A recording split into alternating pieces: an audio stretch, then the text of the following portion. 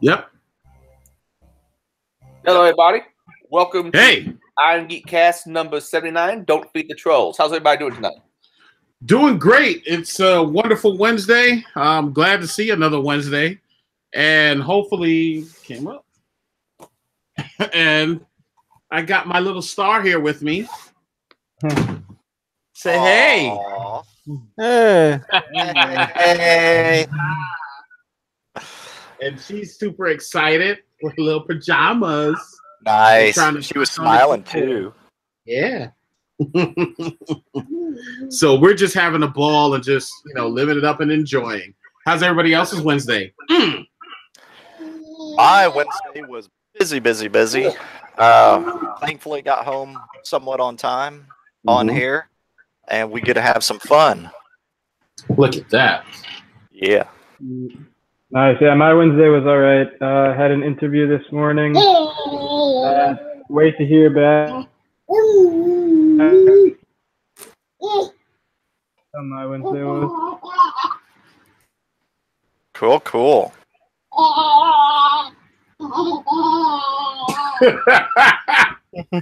Howdy, everyone. Hey, Derek. Hey. How was your Wednesday? Just fine. Just got home.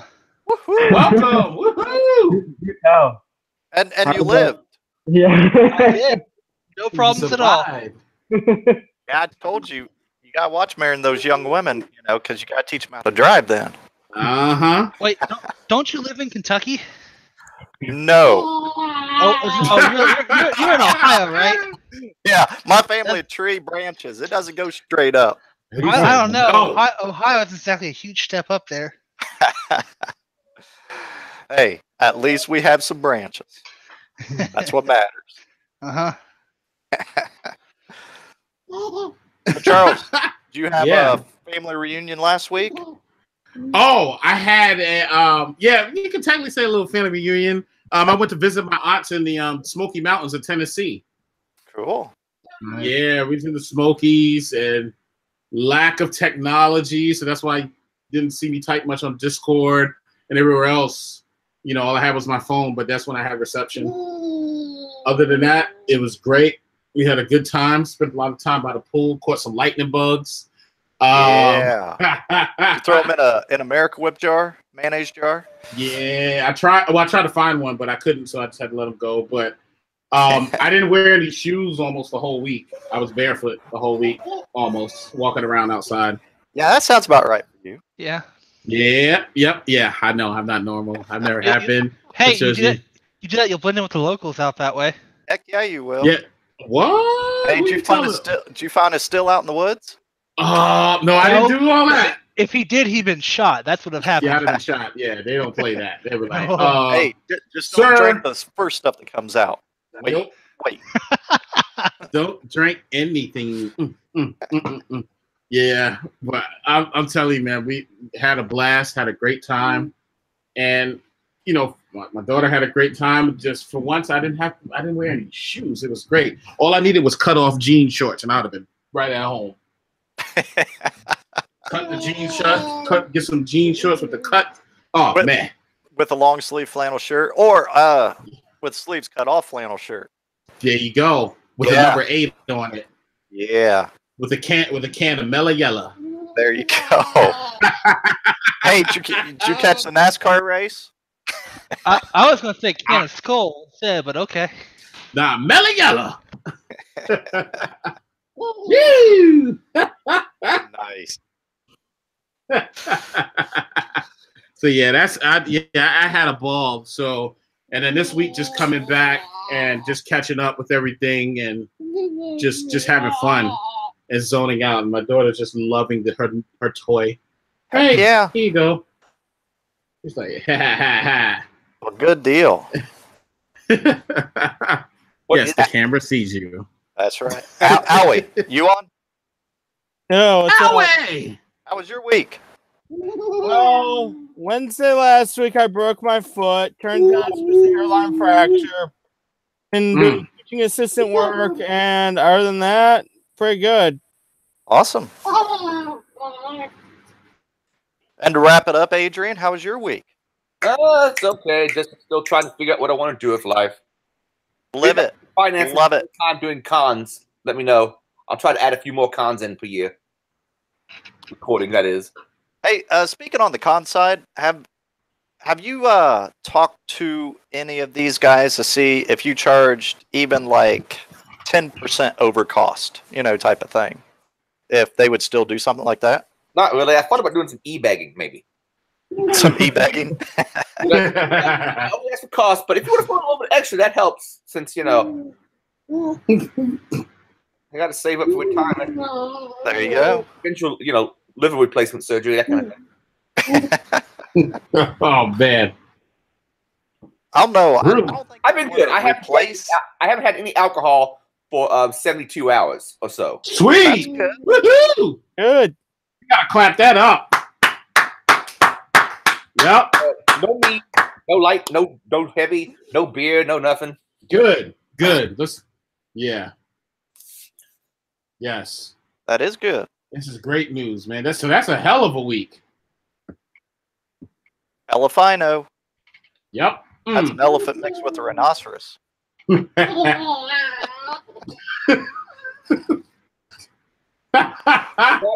the downside of that is I haven't gone and worked out, and I've been very, very sleepy.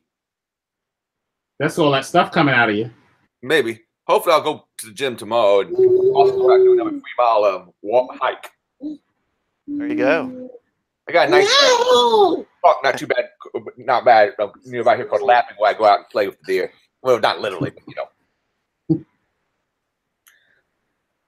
Well, go chase them. You'll lose some weight that way. Yep. Probably Go will. after Bambi. Actually, I saw Bambi. There's a picture on my feed not long ago of Bambi. Because I saw a mother deer and its baby. Oh, I did see that. Wow. Yeah. Yeah, it's on my Twitter. It's not too hard to find. I'll post it in the chat here in a second. But let's go ahead and let's get to these cons. I got DerbyCon coming up in October, and in September I have and everybody can look up the dates. Con, because I don't have it in front of me. I'm thinking about actually stopping by B-side St. Louis. It's just Hey, I got a question. Are you gonna do, speaking of cons, right? Are you gonna do B-sides DC? I haven't in the past. Usually it's conflicted with something. I don't know what it is. It's conflicting anything this year, but normally B-sides DC conflicts with something for me. But you get it? I haven't checked out this year. Actually, I have it up now. DerbyCon is, of course, October. oh, that's not the right dates at all. All right, is October 3rd through the 7th. But the last few days of that are the actual con. The early parts of that's training. But yeah, next con is GurCon on September 6th and 7th. And then,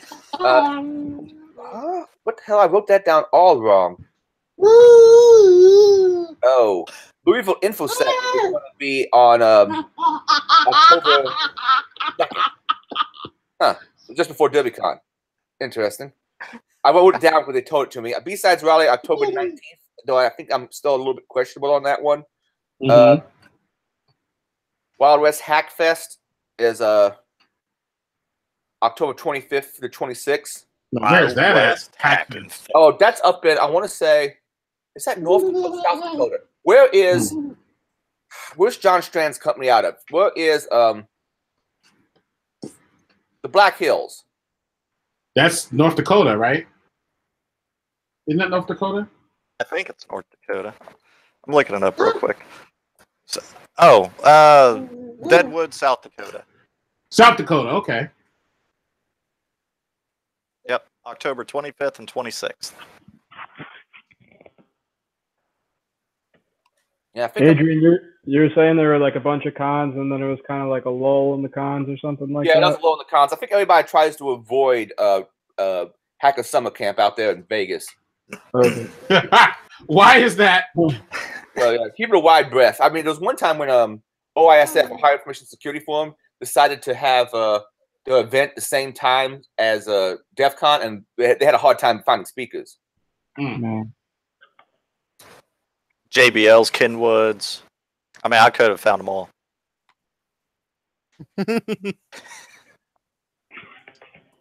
You just gonna attack Dad's headphones on camera. Ah! Heck yeah. Oh shit! I'm looking around for an unbiased article. This comes up some later on. Yeah. I asked for someone an unbiased article about a hope, and someone said Strike One is attending a conference where Chelsea Manning is a hero. Wow. Ouch! God, Out. that's brutal. I'm not Chelsea. Ow! I'm not Chelsea Manning. Hold on. Okay, let's go ahead and move over. Let's get to the show notes. Yeah, you be house mom to get things going. Yeah, let's Okay. get to the show notes. Yeah, we got quite a few on this week, and I've been busy, so I don't know a lot of these in depth. I've skimmed them.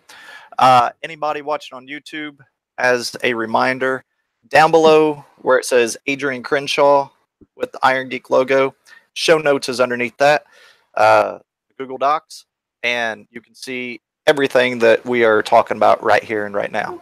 Yeehaw! So, first up, Singapore's largest personal data breach to date. And so this data breach is affecting 1.5 million, including the Prime Minister. Not a ton of information. It's quite a bit of medical types of data. 1.5 million patients who visited clinics between May of 2015 and July 4th of this year. So that was a persistent 3-year data sweep. Next up, we have Level 1 Robotics. Sensitive client data publicly available. What they have, they are a vendor for a lot of the automotive companies, and I just lost my stinking article to an advertisement. There we go. General Motors, Ford, Tesla, Toyota. And I'm not sure if they use them for storing their like AutoCAD files and such, but whenever you're talking intellectual property, when it comes to car companies, a lot of that's going to be AutoCAD related, and so they may be using them as a dump ground for a lot of their data. Right. Okay, and so there was an rsync server that security researchers were able to go straight into. Huh. Yeah. This means that any rsync client that connected to the rsync port had access to download this data. And that's any client. So anybody out there could have obtained this data. And it was 157 gigs worth. Sheesh. And whenever you're talking CAD file, I mean, CAD files aren't small, but 157 gig worth, that's still a ton. It is a ton. Yeah. Okay, so the way I titled it on the notes, Comply Right, I've never heard of you, but a lot of organizations use you. So Krebs threw this on his site the other day. Comply Right is a human resources firm that I think it was 76,000 organizations in one way or another utilize their service. Many of these are small businesses use the service to prepare tax forms such as 1099s and W-2s. Yeah. While the company didn't explicitly say which of its cloud services were impacted, the website which handles its tax preparation business is efileforbiz.com. They learned of the breach May 22nd, and the unauthorized access to its site persisted between April 20th of this year and May 22nd. So a little over a month. And then Gotcha. Krebs usually has a decent rundown, and he's got a okay rundown there too. This next one, fool me once, shame on you, fool me twice. Well, you're a Virginia bank. Hackers popped a Virginia bank twice in 8 months, stole $2.4 million. Wow. Not even surprised. You know, whenever I think of a bank, though, like, that is not a lot. No, that's a quarter. Yeah, that's a minuscule amount of money for a bank. So, yep, they were phished. The email allowed the intruders to install malware on the victim's PC and compromise second computer that had access to the Star network. And then once you had access to the Star network, I mean, they could do anything they wanted. Next up, a bank in, wait for it, Russia was hacked. All right. Finally. Yes. Take that, Putin. Okay. We'll show you. Yes. You're too young to know who Putin is yet. I hope you never have to find out. But go ahead. She said, Daddy, I was Putin earlier today. She sure did. Right. Hacker group known as Money Taker has stolen roughly $1 million from a Russian bank after breaching its network via an outdated router. Victim of the hack is a PIR bank, which lost at least $920,000 in money it had stored in a corresponding account in the Bank of Russia. How the hack unfolded. So, a little more data in the story here. So, Money Taker, actually, this part's kind of interesting. So, in the past, Money Taker hacks include 15 U.S. banks, a U.S. services provider, UK banking software company, 5 Russian banks, and 1 Russian law firm. And then they do have a chart showing money hackers' hacks updated towards the end of last year. Right. And I mean, for consistent income, these guys have been doing fairly well. Fairly? Sheesh. Yeah, I mean, like last year, it looks like they took a vacation in July and August. Right. But they were popping banks and other institutions almost every single month. Oh, I'm sorry. They were trying to get another Porsche. Okay. Yeah. I mean, so for consistency, they're doing very well. Yeah. Hard at and work. Then last up, who gave the bear Red Bull? So we have Russian hackers are inside U.S. utility networks. And the name of this hacking group is Energetic Bear. You know, that's why we're wondering who gave the bear Red Bull. And I don't know if Krebs had anything on this one. I was thinking he did, but not remembering. The DHS released a statement this week or last week regarding Russia being inside of energy control rooms. And the initial story was on the Wall Street Journal, which is kind of a pain in the ass since to read their story, you have to be a paid member. So I found an Engadget article to throw up here. So if anybody wants to read into it some, or if you can get into the Wall Street Journal, good for you. I'm glad you spent the money. But yeah, they've been in multiple like control rooms, control centers for some of our, they're saying some of our larger electric companies and just power distribution centers, you know, kind of that critical infrastructure of our country. Right. So that's it for this week. Well, Simone's like, yeah. Hi, Simone. Say hey. Say hey.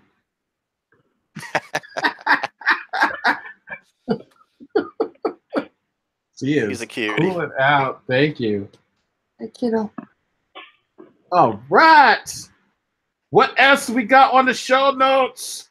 So the next one is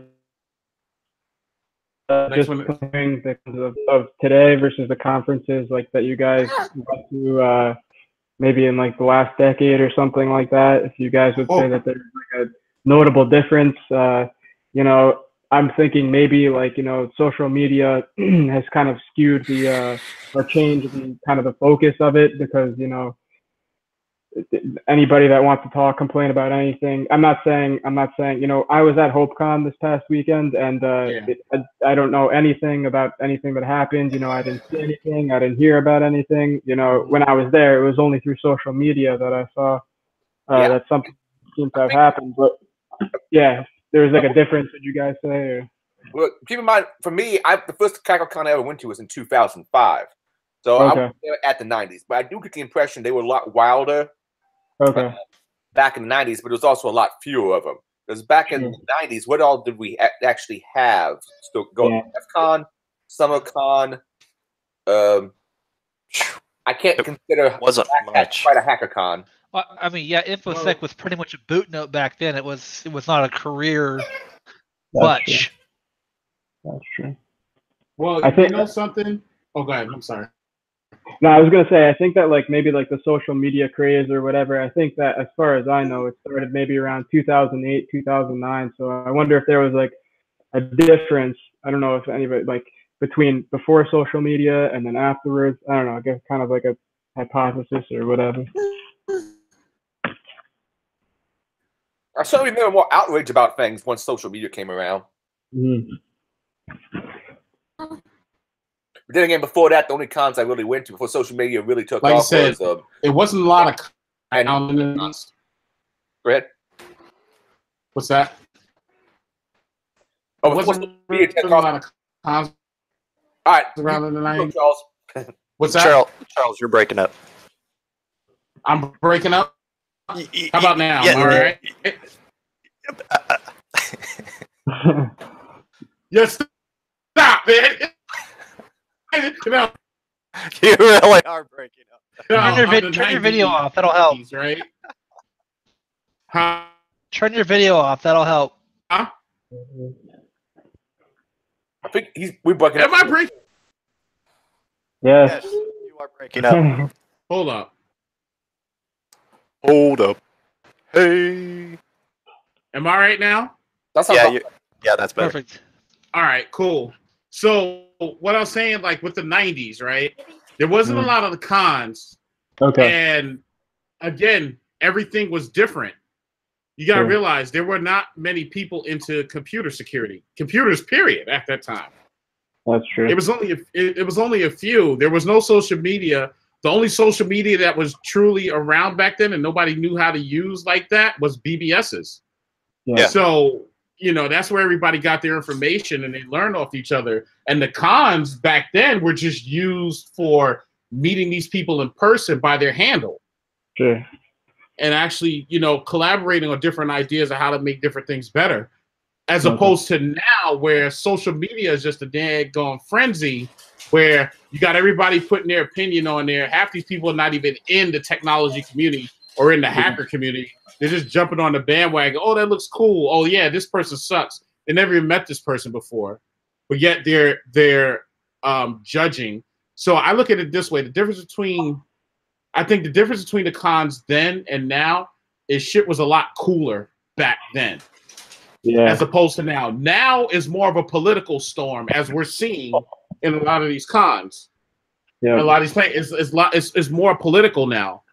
Everybody has their political 2 cents that they're trying to drop into these cons now, as opposed to leaving that out into the real world. And a con, I look at it this way. When I go to a security conference, it's to get away from the real world. It's to get away from all the politics, the business, the pressures. I just want to hang out with my cool computer friends and just talk cool tech stuff. That's it. And I think and learn new things as well. But I think that somewhere down the line, all that got blurred somewhere when we got, like I said, we're putting Cox in place. Women that come there, and not all, but some women who were there for their own, I guess, whatever, like, you know, they want to promote the feminist movement and all this extra stuff. And which, listen, there's nothing, and whoever's listening, there's nothing wrong with the feminist movement. I just think that if you're coming into the conference and just for that sole purpose, with the intent of ruining, with intent of disrupting the conference based on your political views, that's when it's wrong. But the response to that would be you're speaking from a place of privilege and you don't know what it's like to go through life. Right. That would be the response to that. But I'm just saying, listen, and this is coming from And let's keep it real. This is coming from a black dude. Wait, you're black? Yes, I am Yeah. very black. Why is it And We never knew you were black. Holy shit. I thought you were Asian. Dude, I thought it was white as surprise. fuck. Aren't you related to my wife?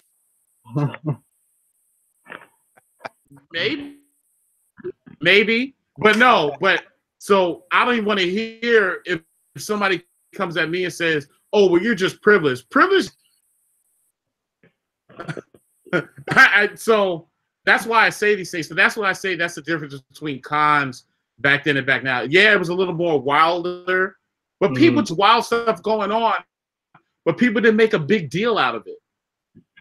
Yeah. You know, the people that survived, like the drink and live to tell about it the next day, they just have sunglasses and Advils. And man, that was wild. That was a wild time at like a DEF CON or whatever else. It wasn't like, oh my God, this is going on, blah, blah, blah, blah, blah. We didn't have all of that stuff. So that's why I said those were cooler times. And that's why I say a lot of times, even in my posts or anything else, I pine. If I could just have the best of both worlds, the best of the technology that's going on now, but have the mindset of the times of the 90s, it would be a perfect tech world. Yeah. Where people didn't make a big deal out of stuff, but we got a lot of cool things done at the same time. It would be perfect.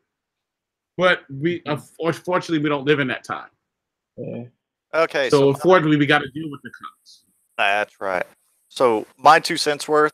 First off, Jack, you're not allowed to talk on YouTube until you get on here. So hurry up and get home. Thank you, Jack. Get in there. Jack should be on about 20 minutes, he says. In regard to cons, at least my He'll be home in 20. My perspective on a lot of the cons, a lot of the cons that we have today are due to them not being cons in the past. Okay. They were due to, you know, from my viewpoint, because that's where I started up, was on the hacking side, or not the real nefarious type of hacking, but just liking to tear crap apart, tear into stuff, you know, make keygens, whatever, things like that, and get to know some people in the local area who also like to. I'm still talking, Jack. But get to know some people in the area who also like doing the same types of things, and that's how a lot of the today cons started. Was 3-4 guys meeting, hanging out here and there, and then it grew to 10, and then, you know, maybe meet once a month, once every 2 months. Then it grew to 10, then it grew to 20, then it grew to be too big that, you know, we couldn't consistently meet and find a place to meet. You personally saw that? Like you were meeting up with some people and then more people. Wow. But that's my experience, and I'm sure that's not all the cons, but at least some of the cons, that's what they formed out of. Right.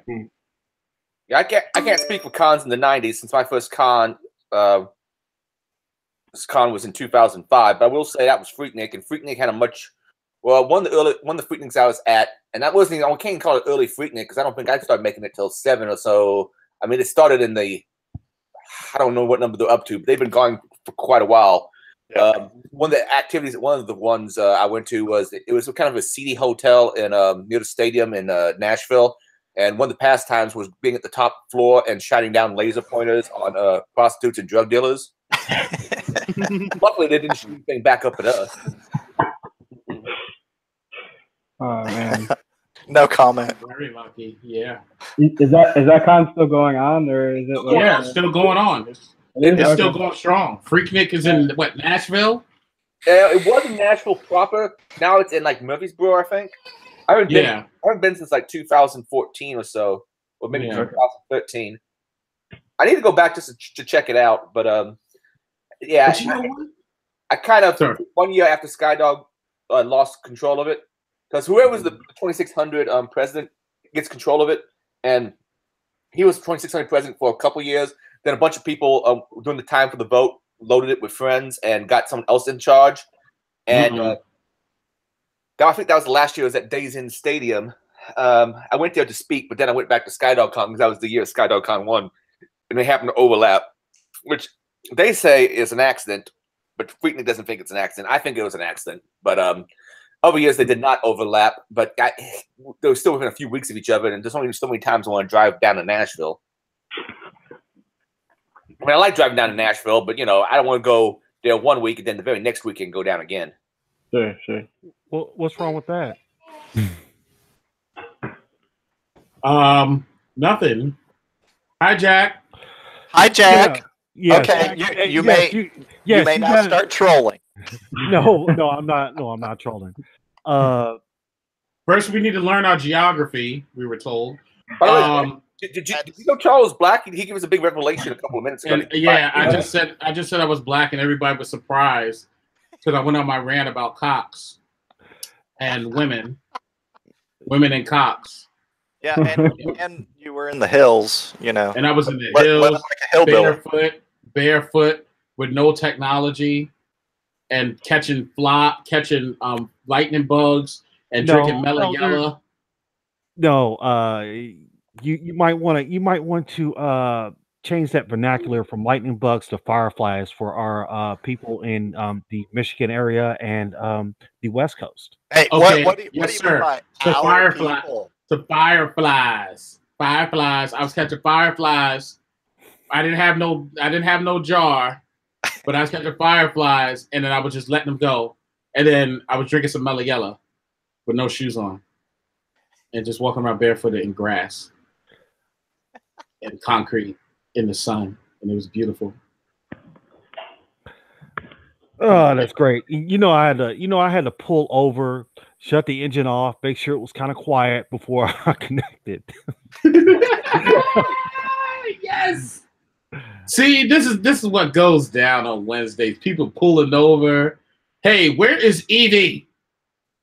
Conrad, Evie. So Jack, just to verify, that wasn't because there was a white cop behind you or nothing, right? Right, I know, right? What's that supposed?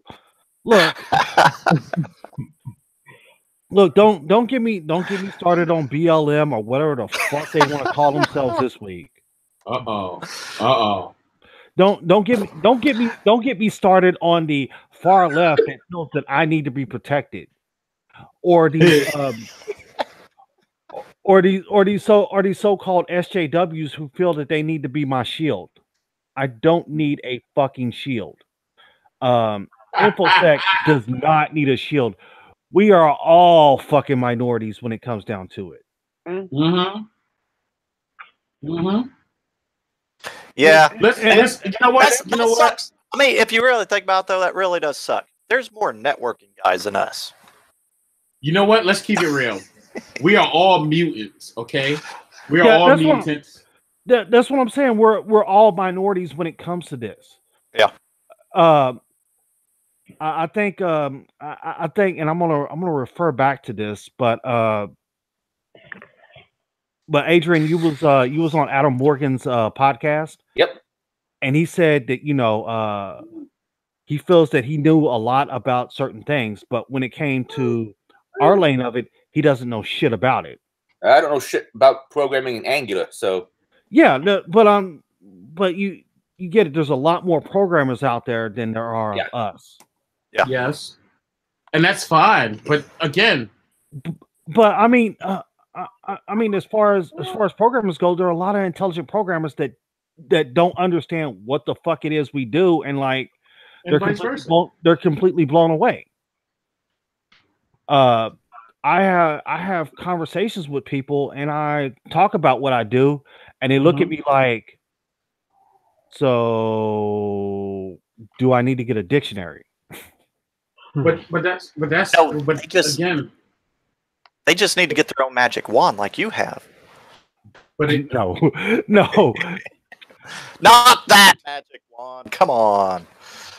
I'm just saying, and this is what kills me. Like, everybody thinks that the Roxy D's of the world believe that a magic COC is going to change the behavior at cons. It's just ludicrous to me. It's not like we're pushing people out. As far as InfoSec is concerned, it is very accepting, but you just got to check the fucking bullshit at the door. Yes, there are conservatives who are in this field. There are liberals, but you just gotta check the bullshit at the door and just live. And thank you, Jack. That's all I'm saying. yeah, and I do Seriously. want to say one positive thing towards Hope. You know, I thought it was good. Greg, this was your first time going, right? Yeah, I had a great time. Yeah, I really did like it. Yeah. Yeah, because Greg said that he didn't know of any of the political stuff happening. And from what I read, it was just a very small amount of people, you know, and overall, who knew of kind of those under rumblings that were occurring. So I think the security and some of the people at Hope probably did a halfway decent job of keeping it compartmentalized. Well, let's go about what actually happened since that phrase is in. And by the way, I posted a link to an article from Vice on the event, but it's an article from Vice. So, because one of the things it says in the article, the conference is a magnet for anti-authoritarians of all stripes, a place where ACAB, all cops are bastards, not MAGA, is the four-letter acronym du jour. I'm sorry, man. There's plenty of authoritarians at Hope because there are people who are pissed off. And the MAGA people apparently did some more than just show up with MAGA hats, but they were pissed off. They kept mentioning the MAGA hats more than anything else. It was like the MAGA hat to them was like a swastika or something. It was kind of, you know. Oh, and when Rob brought up, well, what about people wearing Che Guevara shirts? People weren't getting it. Anyway, what happened at the event, as far as I can tell, is during Chelsea Manning's talk, there were a few people standing around in manga hats. However, I don't know if they did much of anything. There's one person in particular who came in during one of the QA sessions, I think, with Manning. Am I incorrect on that? I'm not sure. I wasn't at that specific event. I think I know what you're talking about. And then, you know, they got ready to speak, and then they got thrown out.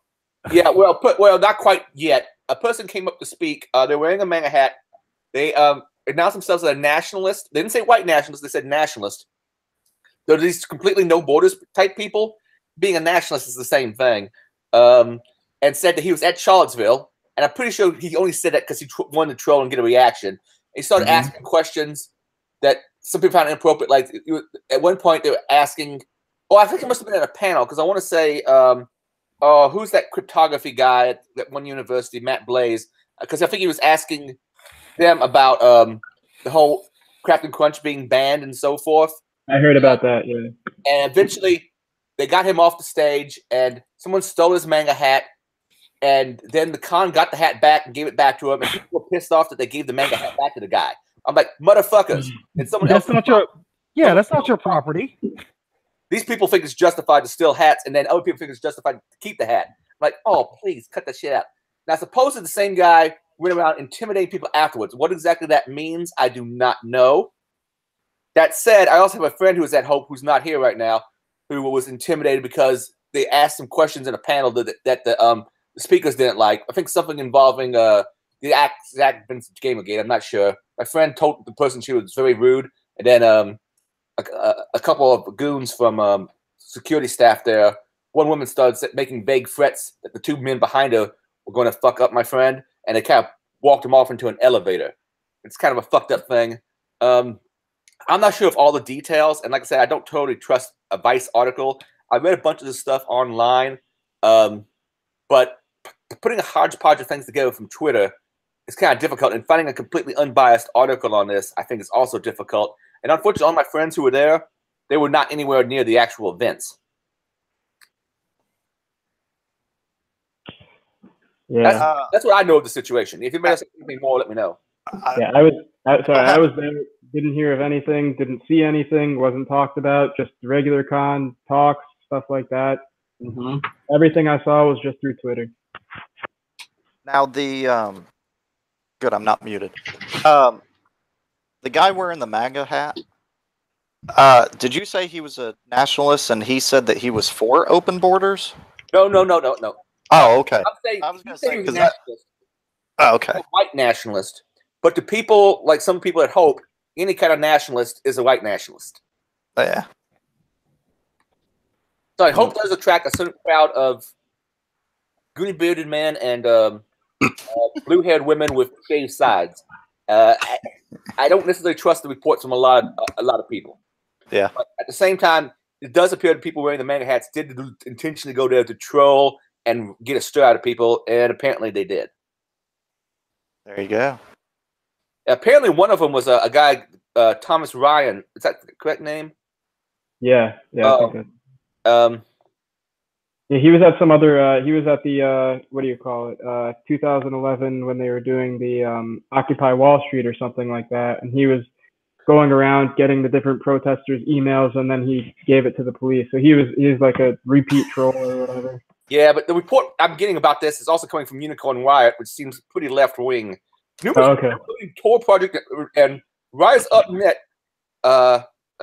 main event speaker Chelsea and Barrett Brown said Hope Conference organizers refused to remove fascists and white nationalist disruptors from Hope 2018. Panelists including Cam Fassett, Micah Fee, speak out. For what I saw the shit at that point, that when they didn't kick him out, all the guy done was ask some questions and wear a manga hat. Questions people didn't like. Now later on, he may have done some more stuff, but I believe in some of the articles I read, it's just they make a big deal about giving back the manga hat. I'm like, no. But the guys who showed up did appear to show up deliberately to troll. Yeah, that's pretty messed up. I wish Liz was on the show. I think he had he got into some kind of he actually got into a confrontation, or not a confrontation, but he was closer to those situations that happened. Apparently somebody threatened him or one of the staff or something like that. Yeah, Live Beef. If you go out to Live Beef on Twitter, I think he's written a little bit about it. He said, I've just submitted my complaint to HopeConf on the staffer that threatened me with others inflicting violence. In the past decade and change of me attending various conferences, this is the first time I've ever submitted a complaint. That happened at Hope. What happened at Hope was unacceptable. Interesting.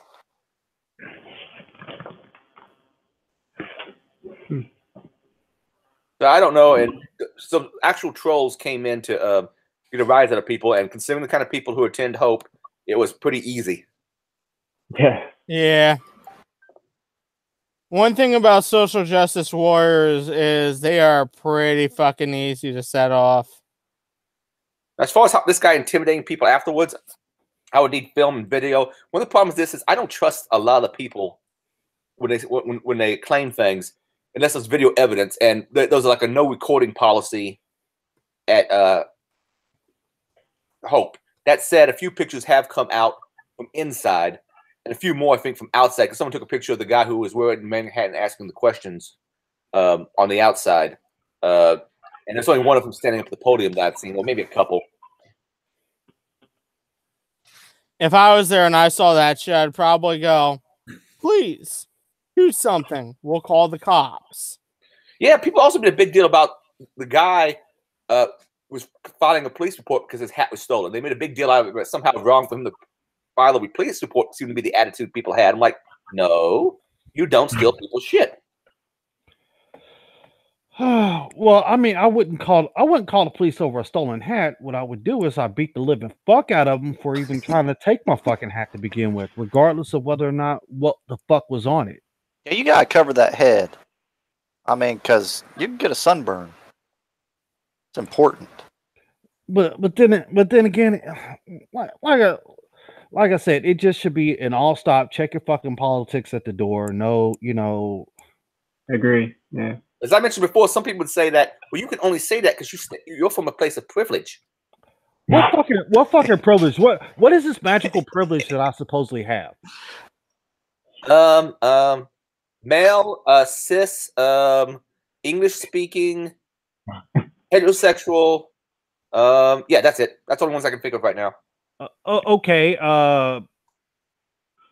So like that doesn't stop my neighbors from calling the police on me? No. Which they have because they think I'm dealing drugs.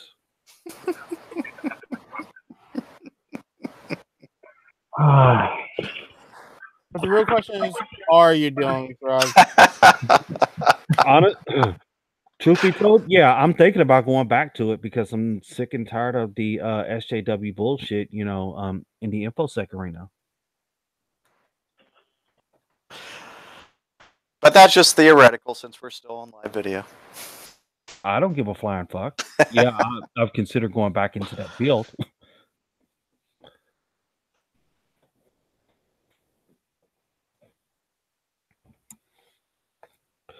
But no, I don't.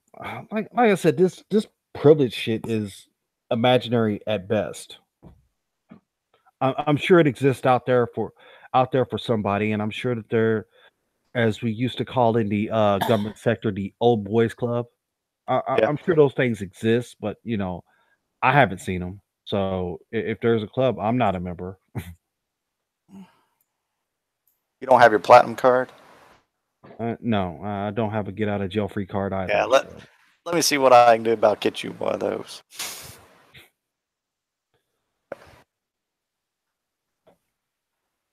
Let's see here. Anybody else got anything else on Hope? Yeah, if anybody, by the way, listening finds an article that's unbiased, as in no manga hat wearers, no goomy bearded men, no women with blue hair and shaved sides, who wrote an article on actual, like more of a factual report of what happened, I'd be interested in reading it. Unfortunately, I don't think I can ever know for sure without some more video evidence, but there's not going to be that, probably. Or a police report. Or police reports. There are actual police reports, not hand-scribbled notes that, well, even police reports would be, I guess, be better, because police reports still, people would go, police reports are proof that something happened. No, because police just take down, all right, what did happen in your opinion? What happened in your opinion? Or in your perception? It doesn't necessarily prove anything. Yeah, but at least you still have both sides from, you know, hopefully the individuals who were part of it as well as witnesses of the incident. True. Yeah. Okay, we can move on to the next thing, and if live beef for someone else that joins much later, we can go back to it. What's it? Sextortion scam using old passwords for leverage. Yeah, this is when I found out. So basically, there was a spam campaign going on. It used passwords from a breach. If you check Krebs' comment section, there's a lot of conversation about that.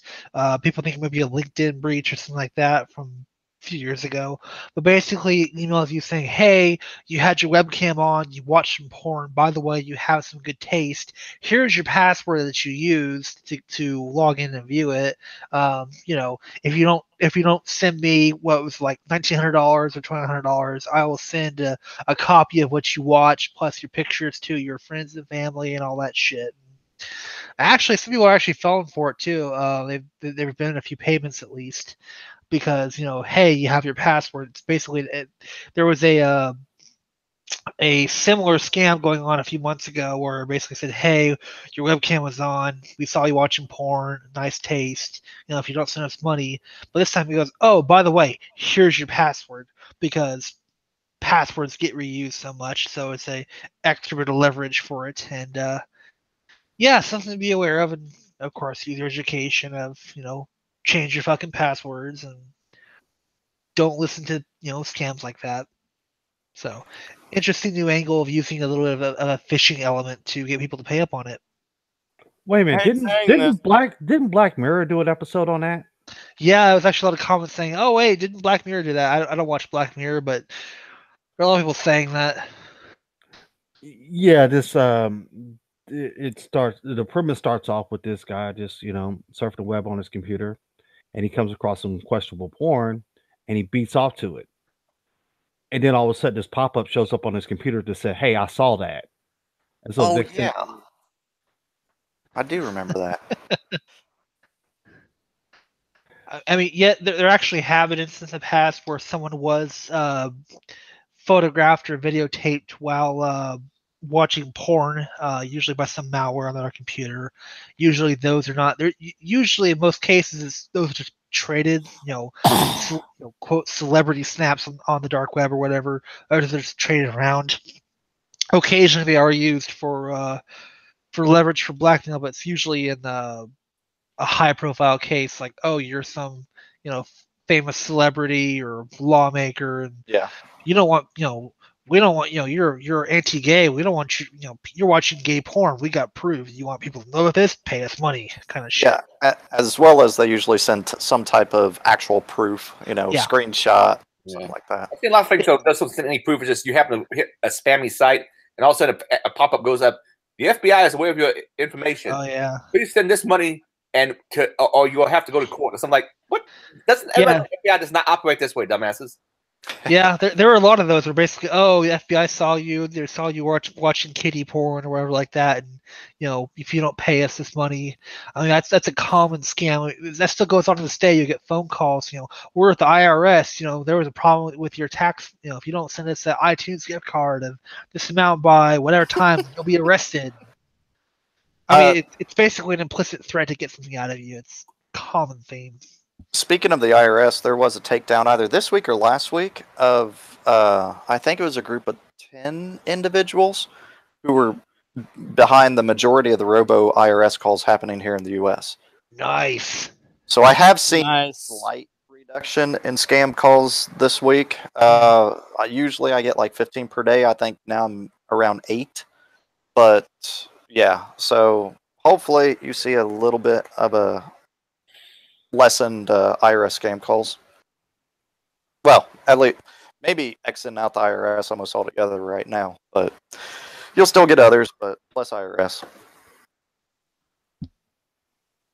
So yeah, just again, user education, and it's basically extra leverage. I mean, it's actually an interesting thing. We might see more of this in the future of someone logging in. I mean, hell, we might start seeing where someone will use those login credentials to log into something like Pornhub and pull up a past video history or something like that and go, oh, we saw these videos you looked at, pay us money. I mean, that maybe in the future for all we fucking know.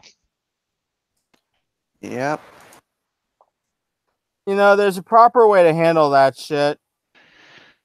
Password, security, yeah. Besides that, don't create accounts on the sites. Besides that, cover your webcam. Besides that, it's not virtual reality, is it? Don't give a shit that people care what porn you watch. Yeah. Exactly, Adrian. Exactly. Cute Israeli women with with foot fetish stuff. Never mind. Wow. That was really very quickly. Yeah, that's oddly specific. Wait, what did you say, Adrian? I didn't quite catch that. I said cute Israeli women foot fetish porn. That's a niche for that. Yeah, I guarantee you.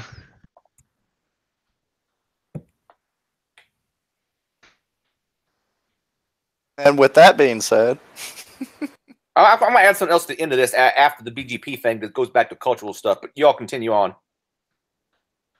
Yeah, I'm gonna have one other item too after BGP.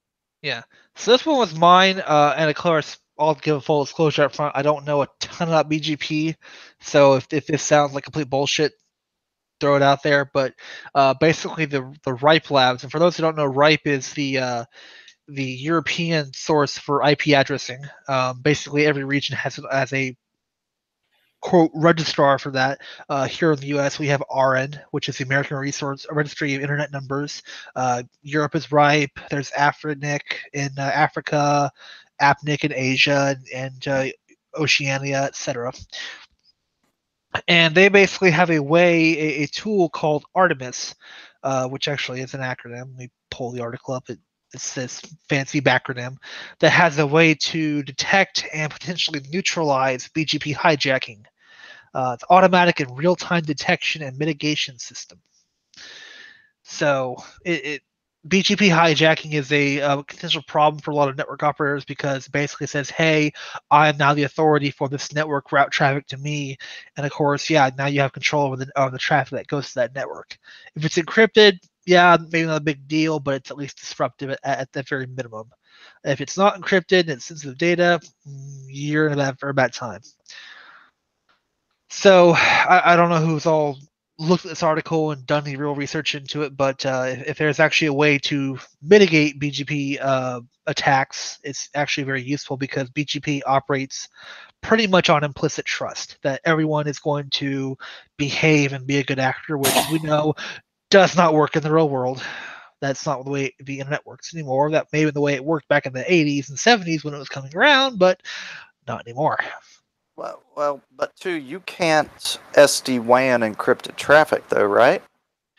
Oh, you could, depending upon what link you're in. If it's like VPN, or if you have a site-to-site VPN or MPLS, I mean that's all encrypted in transit. Is it still over SD-WAN? I don't know. That one I don't know. Because I'm pretty sure they have to break it open to be able to actually get acceleration. And if they don't break it open, then it just goes through fully encrypted. But there's no compression involved with it. Yeah, I mean it depends if you use what was it? I think it was Blue Coat. Maybe Blue Coat, I can't remember what it was. They actually had a device where you basically set a device up on each end, and it would actually encrypt and compress your traffic on each end to speed up throughput between basically two circuits. Okay. I can't. I experienced this back in like 2014. It's been a while, but yeah, it was like some kind of technology that does that. Okay. Interesting. Yeah, but like I said, if someone looks at this who actually knows more about BGP than I do and sees that it's bullshit, call it for bullshit. But if it's not bullshit, that's a good thing because this is a very disruptive attack that has real no mitigation technique right now. I mean, because BGP is the main protocol for MPLS, though, traffic, isn't it? Well, it's the main protocol for pretty much all WAN traffic between networks. It basically says here's the peers and here's the it's a high level routing protocol. So if someone can hijack your BGP, they can take over your traffic entirely because now they say, oh, you're supposed to be taking traffic for this AS, and okay, here's their traffic. Yeah. Yeah, hopefully it works because that would be pretty sweet. Yep. So the thing I was going to come back to real quick, and like I said, real quick, I just hit Krebs' front page, and I linked it under breach report under G, LifeLock bug exposed customer email addresses, and it was, well, he said millions. I don't know if he actually said the actual millions amount, but it's probably every email address of the LifeLock customer. So, yeah, that happened. Were they able to get any personal information like passwords or? I don't think so. I think it was email addresses, but still, being able to get, saving 5-10 million known active email addresses. Yeah, that's a good payday for somebody. Oh wow, I see. What the guy did was he basically used a unsubscription account and it just uses an incremental key. So he just wrote a script that basically grabbed the URL with the incrementing key to see who the actual subscriber was. This is like the AT&T attack that happened like 2008. Oh yeah. This is This is the exact same shit. Yeah, that we did. Yeah, I mean, well, back when I did run with spammers, believe it or not, an email address was only worth a nickel per 100. Yeah. So, I mean, that's not really very much money when you think about it. Yeah, but if you're talking a nickel for 100, that's still $500 per 100,000. $5,000 per million, and depending upon how many million. Yeah. But I mean, it's probably. But then you would have to parse it against whoever's data. The person who would pay that much money for it would have to parse it against what they already have and see what's new. Yeah. Yeah. It sounds like, judging by what's mentioned there, this is better for phishing. You've got a list of everyone who has a LifeLock account, so you can phish them, closer to spear phishing. Yeah. so you can try and break into their account. Of course, once you have their account, you've got some personal information. Yeah, and there's going to be some companies, people that signed up with their company email in there. Oh yeah. Oh, that beautiful, beautiful thing. That reminds me. There was another breach that was disclosed today. Amplitude Studios, the makers of Endless Space and Endless Legend, video games, they got breached in 2016 and are only now sending password reset requests because guess what? People are getting phished. Nice. Well, did they just become aware of the breach? Oh, they've been aware. Okay. Oh, so in other words, they try to sweep it under the rug until Yeah. That's bad. Whoops. This is the kind of thing you don't sweep under the rug, but that's exactly what they're trying to do. I mean, they're not the first gaming place to get breached. I mean, Valve got hit, Ubisoft got hit, and yeah, they did the right thing. Epic Games got hit several times. Yeah, they immediately reset passwords and said, "Hey, reset your passwords." They did the right fucking thing. Yep. These guys are like, lol.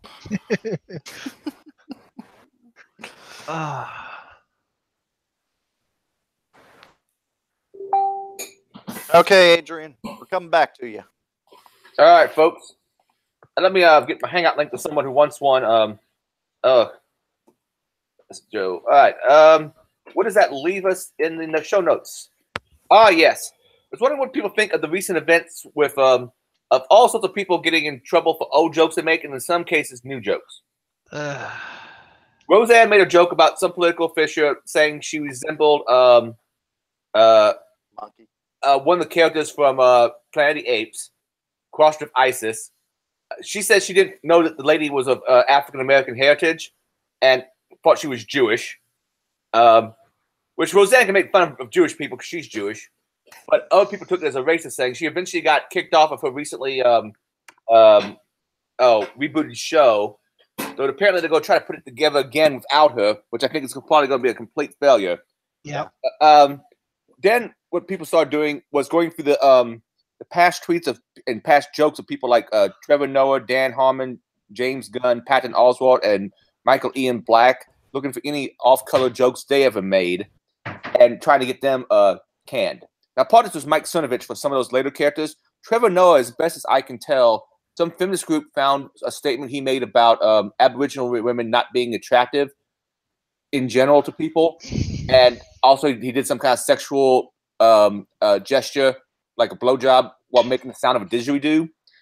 And he got that pissed them off. But then some people who were also more Trump-friendly posts, because Trevor is constantly making fun of Trump, came on and kind of signal boosted, like Piers Morgan signal boosted it, try to get him canned from his particular gig. At the same time, you have people like Mike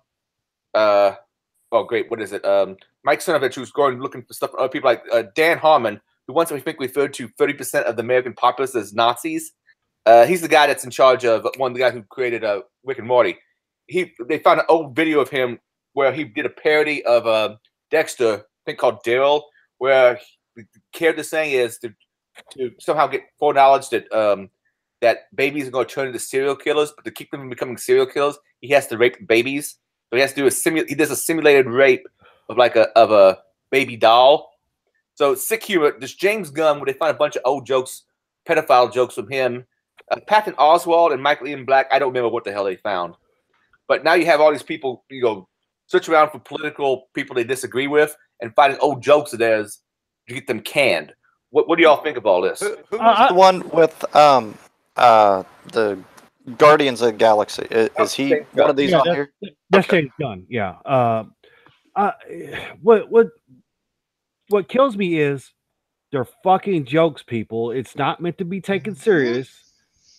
Fuck. I mean, you go back to my Facebook. You go back to my Facebook feeds, plural, include my sock puppets, and I say some really offensive shit. Same. I did not. Feels. I did not give a fuck. All my friends were in on a joke, but then everybody else that was getting butthurt weren't, and so they were getting laughed at even more. I mean, fuck. One thing I'll say at this is fuck Patton Oswalt. So yeah, good for him. But because I don't like him for what he does. But yeah, they're jokes. If you don't like the joke, then just kind of Yeah. move on from it. I mean, Right. it's not that serious. Dan Harmon, while it could be considered tasteless, fuck, you don't have to look at it. He put it up and then instantly regretted it and took it down. Only thing you know is that yes, the video exists somewhere. Trevor Noah, well, fuck, he's a comedian. It's not like, people don't tell bad jokes or whatever, and it was just meant for a laugh. It's not meant to be taken seriously. I gotta remember his skit. I saw the skit that was a part of. It's funny that his what is it? The Daily Show. Or is it Daily Show or what is the show he's on? Yeah, he's on the Daily Show. Yeah. He replaced Jon Every time I Stewart. see it, it's all just whining about Trump, and none of it's fucking funny anymore. Yep. Trump is so naturally funny of a concept to begin with. All these people who are trying to make humor around him are just failing pretty miserably, in my opinion. He's kind of a ridiculous figure, so it's kind of making jokes at him usually just comes off as just petty. Yeah, I'm to the point now. I think he's just one of the largest, most massive trolls ever created.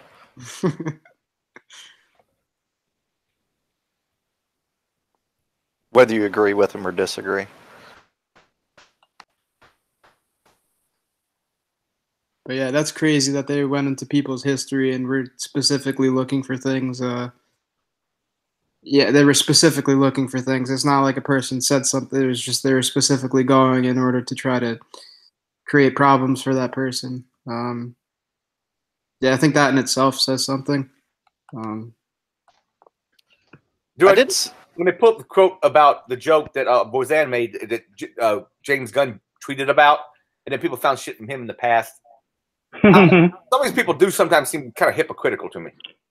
They all are hypocritical. Yes. I mean, that's the whole SJW mindset. There's been male feminists who have gone, oh, I support, and they get championed. And the moment they make a slip up, they get instantly vilified, castrated, and just thrown out of the movement because you fucked up. Yeah, they're idiots. Yeah, let's just call it like it is, man. Yeah. You can't. You got to be binary in this world. You can't be. It's either one or the other. You're either on or you're off, and you can't jump on stuff when it's convenient for you. Shades of Grey. No, that's too fucking complicated. It's and like Roseanne going on that rant and then said, I didn't know what I was saying. Just own it. Like, listen, look, you're racist. And no problem. Roseanne is not a racist. I mean, fuck. She's been a racist forever. But let's no. Come on, man. To keep it somewhat whatever. She actually fucking retweeted one of my jokes that I threw out at fuck. What's the name of that no ass chick that used to work for Russia Today? Oh, so Miss Palin, Abby Martin. Yeah, her. Wow. Man. You got it from that description. But here's the thing. But here's the thing. I'm not saying racist again. I'm just saying racist. Period. Not just black people. Not just you know what I mean. I'm not saying just black people. I'm just saying in general the stuff that she said in the past. Even everybody knows she's been that way. Like this is nothing new. But she crossed the line in a time, and again, living in a time where everything is under a microscope. Everything that you say is under a microscope. And she called that woman a monkey, that black woman a monkey. And then what makes it bad, listen, it's bad enough to call her a monkey, fine. But then you did not apologize until your show got canceled. That's when you started crying and apologizing. And here's the thing: if you're going to be a racist, be a respectable racist. And what I mean about that is, if you're into this Confederate flag crap and all this other stuff, keep that same energy regardless of what happens to you, right? Whatever it is that you stand for, or whatever it is that you believe in, everybody has a right to believe whatever they want to believe. And however, Roseanne's take on it is she didn't know that woman was of African American heritage. She thought she was bullshit. Jewish. Bullshit. Fucking shit. That's my whole point. That's my whole point. Bullshit. I'm sorry. I'm sorry. That's bullshit. That's a hard one to call. Okay. Come on, man. Come on. Let's be realistic. Everybody knows what everyone looks like on this damn social media. Again, social media. Not me. Now, not me. I mean, but Jack, you know what I mean? Okay, people who are not hiding their face. Okay. Take out the techies. I'm talking about the civilians here for a second. The civilians who have some type of social media account, they have something up there that shows what they look like. They've been tagged in the full picture, whatever. She knew what this woman looked like. Okay, so she can't say she didn't know what this woman looked like, and you knew what you were saying. That's all I'm saying. Own up to it. You knew what you were saying. You said what you said. You said it. But the only reason you're crying, you're doing the Paula Deen move. The only reason you're crying is because something got taken away from you. Oh, it was taken out of context. No, own that shit. You did. You said it. You said it. Just like with Paula Deen. And then she breaks down and cries when her stuff starts getting taken off the shelves. Now, if nothing ever happened to her, she would have never cried and apologized. Let's be real. Yeah. Let's be real. If that's my whole problem with it. It's not the issue. Hey, if you're racist, fine. That's on you. That's something you got to deal with or whatever. Because everybody's grown. All that shit is taught to people anyway. That's all energy that is taught to somebody. That racism shit. Yeah, I mean, I had a comedian friend.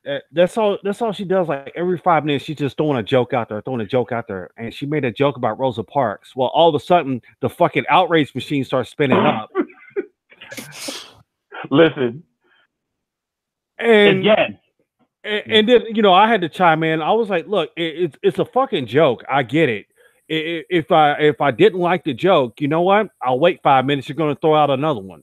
But to what? But here's what's my shit. My only issue is this. Does she do? And here's again. When you're always saying racist jokes and always and listening to her stuff in the past, that's why I know, because I used to look at Roseanne and just look at her content, and that's what her career's built off of. That's fine.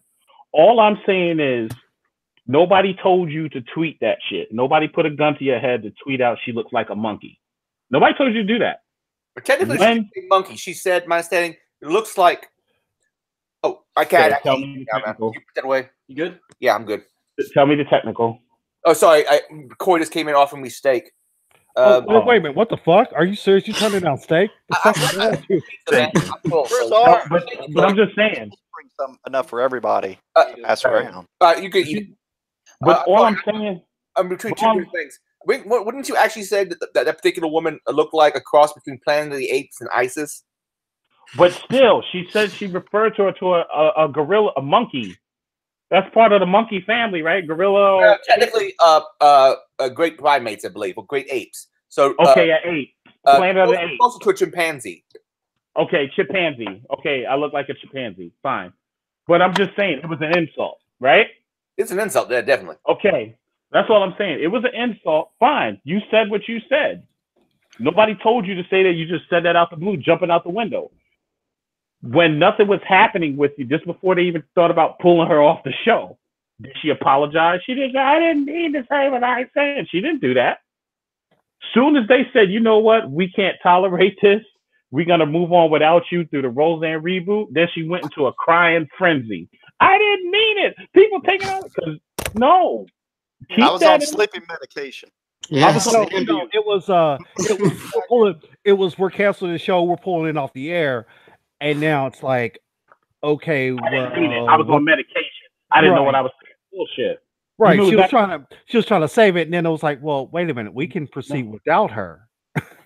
Right. And she still was going crazy. But no, you cannot You cannot get to play victim when you choose. That's just like with our feminist friends on Twitter and the guys that love them. Okay? And I'm calling it like it is. Every time there could be nothing going on Twitter. Twitter could be quiet. Everybody's happy. They posting happy faces, memes. My thoughts are my own. I'm cool. Blah blah blah. Then you get one feminist. What year was that? You know what I can't stand? We need to have a cock in this place. What? And then next thing you know, it's frenzy. And then the lonely, lifeless boys, I call them boys, start chiming in, talk about I agree, and then the Tickle Me Elmo 123 says, "Oh my God, he's on our side," or whatever, these pink fluffy bunnies and all this other stuff. They start getting involved, and then this one big mesh. And the next thing you know what they do next? You know what they do next? That Irongeek guy is an asshole, and then they bring him into some bullshit, and then it's some bullshit that comes up, right? And then anybody who likes that Irongeek asshole is an asshole too, because they agree with what he says. And they agree with everything. And the next thing you know, we have to start giving out freaking cute hedgies to keep Irongeek. Okay? This is how it happens on Twitter. Irongeek be minding his business, and then somebody comes and says some bullshit. And you look back to the tweets like, why even say that in the first place? This always happens. And then the boys who love them always trying to come after Irongeek. I'm like, look, if you want to talk to the girl, go talk to her. Why are you including everybody else? Because you know it's called the stair step technique. Mm-hmm. Hey, this Irongeek guy's an asshole. Stomp him down, and then it puts them one step closer towards. But we won't get into how the fuck that works. And to clarify, Irongeek will give out free hedgies even without all this. No, I'm talking about us. We give them some hedgies because I don't like to see my brethren sad and upset about BS. No. I've gone toe to toe in DMs with this person or with one person in particular. Mm-hmm. Where I was like, hey, look, this was I've known of Irongeek since 2009, 2010, and the brief moments that I have interacted with him in a convention context, he encouraged me to, hey, keep at it, and eventually you will. Mm-hmm. Ain't no damn all this other shit that they talk about. I'll be like, you know what, whatever. That's why I've been looking at them. I look at them like that because I'm like, the person you're talking about and the person that I talk to on a daily, weekly basis, and sometimes daily, sometimes I just need to see everybody's words on my screen. It just makes me happy. But yeah, it's just one of those things where when you see situations like that, it just annoys you sometimes. So that's why I say different things like this, and we run into situations like this all the time. So that's what I say, Roseanne, if you want to be a racist, be a respectable racist. Own what you say. For the feminists out there, if you want to be a feminist, be a respectable feminist and own everything that you say and keep that same energy no matter where you are. Don't change up. And for the boys who love them, don't change up when you're around somebody else to hide your secret feminine lust or whatever you want to call it. The thirst got him. The thirst, yeah. Don't try to quench your thirst when you're around someone else. Don't try to hide your thirst. Yeah, with the mellow yellow. Mellow yellow.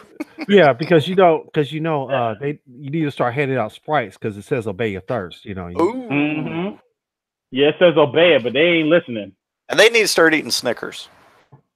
No, they need a payday. Because they're not quite themselves when they're hungry. They need a Mounds or a payday. The most disgusting bars on. Oh, wait a minute. Paydays is on fucking point. Fuck that. Okay, you know what? I'll take that back. It was the machine I was getting it out of. Excuse me. So, all candy machines ain't right. I'm just gonna put it that way. Were they old and stale or something? Yeah, they were old and stale. This I was going to the laundromat in New York. I should have known better. Well, I was a laundromat in New York. You've never gone to Sam's Club and gotten yourself a box of Paydays or. No, I didn't have the Sam's Club luxury at that time, but or like the giant payday. But that's more than anybody can handle. Yeah, like I'm just saying, like you see things like that, you're like, really? Okay, that's how you feel? No problem. But yeah, just be whoever it is that you are. Be the most best at it as you can be. Listen, I know my intel. I'm a happy guy. I'm gonna be the best happy guy that I could be. Period. You're not gonna see my energy switch up if I'm around you or I'm not around you. I'll be the best happy guy that I can be. I'm still on that magnificent Monday. I'm still on that terrific Tuesday. I'm still on that wonderful Wednesday medicine. I'm still that thrilling Thursday guy. I'm still that fantastic Friday dude. And if you see me at Starbucks, I'm a frat Friday guy. I'm still on that sensational Saturday, and I'm still super when it's Sunday. So it don't even matter with me. My energy is all there, all day, all the time, to the point where some people, it gets a little too much for them sometimes, and that's when I just kind of slow it down, screwed and chop style, if anybody's from Texas on this thing. But yeah. There it is. I mean, You. Yeah. Now, I just keep that energy. We briefly touched on comics. I mean, speaking of Roseanne as a comic, then Jack Messenby, who is too. What's your viewpoint of racism in comedy? I mean, what's my viewpoint? Yeah, I mean, because that is the most rampant thing in comedy. I've never been so offended as to George Lopez's HBO special from like 10 years ago. Yeah. I mean, George Lopez it was out the window. Most racist rant I've ever heard in my life. So see, there's a I'm sorry. I'll chime in on that. First of all, George Lopez, his rant was very racist and very offensive to anybody who was sitting in that audience. I don't see how they stayed there. Yeah. Now, in comedy, racism in comedy, here's my thing. Everybody can be joked on. Now, you could joke on. I think you could be able to joke on racism because listen, every race does some stupid shit that only that race would really understand. But when you start saying, and this is the truth, we all have it, But the thing is, when you start going into a rant where it sounds almost hateful towards another race, that's when it gets freaking crazy. Yeah. Like, come on. Like we know, and let's keep this real. And people make jokes about this. Like a lot of black folks like to name their kids names that nobody even fucking heard of. Shaniqua. Tata Talicious or some crazy shit, right? Or like my real first name. Yeah, maybe. I don't know what your real first name is, but you know what I mean. Jacqueline. But that's usually the jokes that the comedians make. Now, the jokes that they usually make on white people is that, hey, everything has to be proper. Everything has to be in its place. Oh, if they're poor, and then they just dissect it. If they go into like the poor white people, is trailer park and they're marrying their brother and their sister. It's always that topic. Yeah. If you got the Hispanics, there's always somebody named Poppy or Hector, or you know what I mean? It's just like, stuff like that we do see on a daily basis. Everybody knows somebody where that shit has happened to. Like, and everybody knows there's always an uncle in the family that touched a family member. We already know this. Wait, for which race? All of that. That's all. Oh, okay. That's all. That ain't even a race. That's a universal thing. Statement. That's a damn. Speaking of inappropriate jokes, I remember there's a joke from I don't think it's inappropriate. I think Chris Rock, where someone says, "You all know you have one of those uncles." Anyway, your mama or your aunt tells you, you should know to stay away from him. Now walk it off. Walk it off. Yep, your Uncle Johnny. What you leaving with your Uncle Johnny? Now walk it off. That's what you get. But I mean, it's true, and that's universal. Yeah, that's not even race. That's not even very specific. That's universal. That's what I'm saying. We all have something about our race that can be joked on. But when you do a George Lopez style and you're literally attacking shit and sound like you're ranting and just like Kramer that time on stage, no, that's way too far. Okay. That's when it's far. But yeah, everybody could get joked on. Little people or midgets, little people, whatever I don't know what the damn definition is anymore. Vertically challenged. Oh, that's what it is now. Vertically I don't challenged. know. Oh, okay. Little people. I'll stick with little people. I don't want to offend them, but little people, y'all can get joked on too. What is it? Not mentally retarded. I don't know. Mentally challenged. Mentally challenged. I don't know, but and again, yeah, it changes. It used to be like idiot or imbecile was actually more of a medical term, my understanding. Then that becomes, I read that somewhere. Retarded. Now retarded is not considered, right? So now they say, what is it? Developmental challenged? No. Is it mentally challenged? Yeah, I don't know. Or emotionally handicapped. Emotionally handicapped, something. Special needs. Special needs, yes, special needs. There it is. Emotional handicap is different than different than retarded. In some ways, I guess it is a different type of development. Developmentally delayed. What did I say before? Anyway, people keep developmentally challenged. Yeah, people keep changing terms on us. Yes, but it's just. But then again, depending what you say from that term, it depends on what generation you're from too. Because my generation, it was retarded and midgets. I'm just saying. Don't get dwarfs. And dwarf and for gay, openly gay people, it was the F word, which I won't say because I don't know how Google Hangout handle that. Yeah. But let's just say it has to do with a fire, and But that was acceptable, or in English.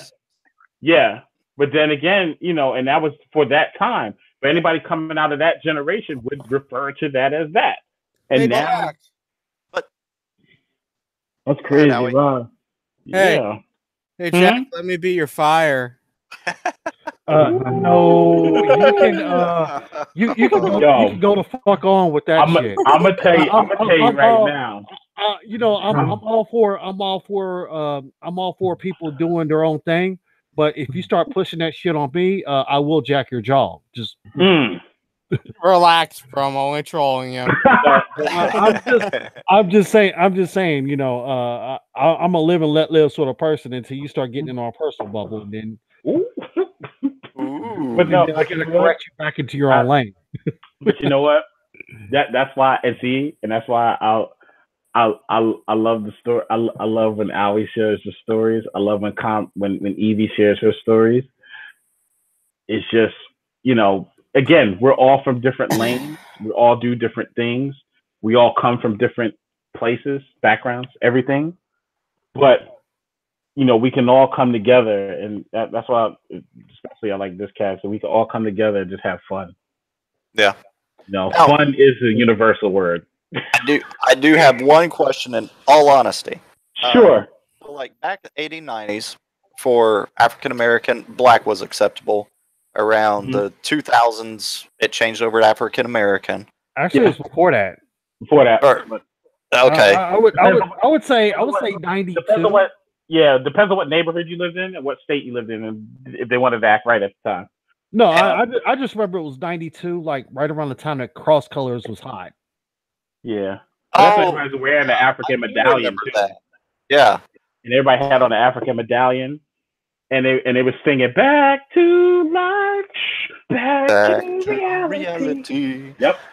But now African American is still the expected phrasing terms, right? Yeah, that's I mean, it's used interchangeably with black. I mean, yeah, I just say I am a handsome black man in the United States of America.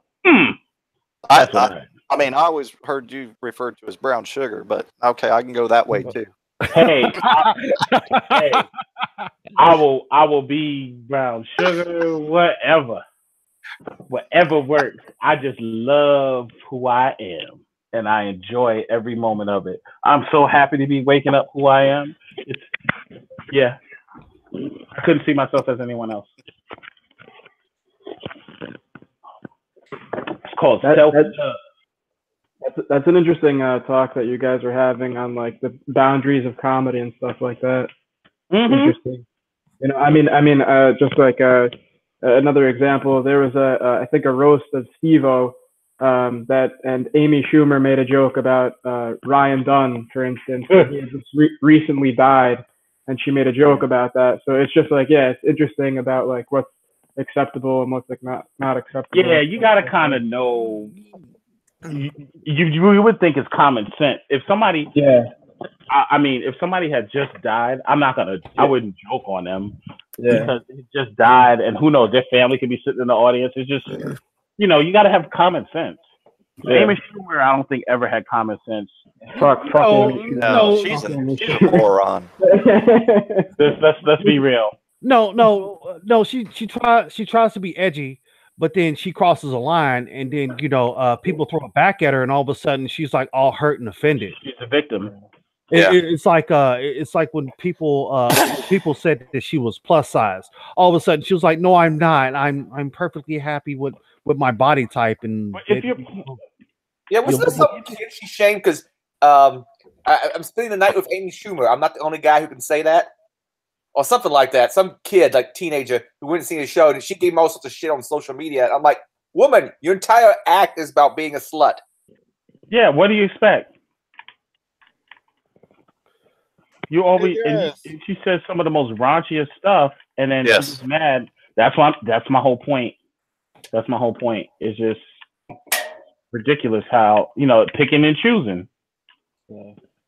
You can't pick and choose. Well, I mean, you can try, but doesn't mean it's going to get you very far. But people pick and choose what they, who they want to defend, and I don't know. It's just sometimes I just wonder. But everything has a line, and I don't think you should, cross it. I mean, think about it. Oh, I've crossed the line plenty of times. Oh, here's what he said to Amy Schumer in a tweet. I mentioned, I spent the night with Amy Schumer. Certainly not the first guy to write that. And Amy Schumer's response was, I get it because I'm a whore. Glad I took a photo with you. Hi to your dad. Woman, have you actually seen your own act? Well, she doesn't write her jokes. Oh, I mean, she works diligently on those jokes. I mean, lying bitch. Just ask Patrice O'Neal. Oops. Oh, she still jokes from him too? Yeah, she did. Oh, fuck yeah. But some of him recently. The whole manosphere thing. I've been following various people in what they call the manosphere, which is a collection of different groups. But they seem to love Patrice O'Neal, and I didn't really know much about the guy until me neither. Until he died. I didn't know much about him either until he died.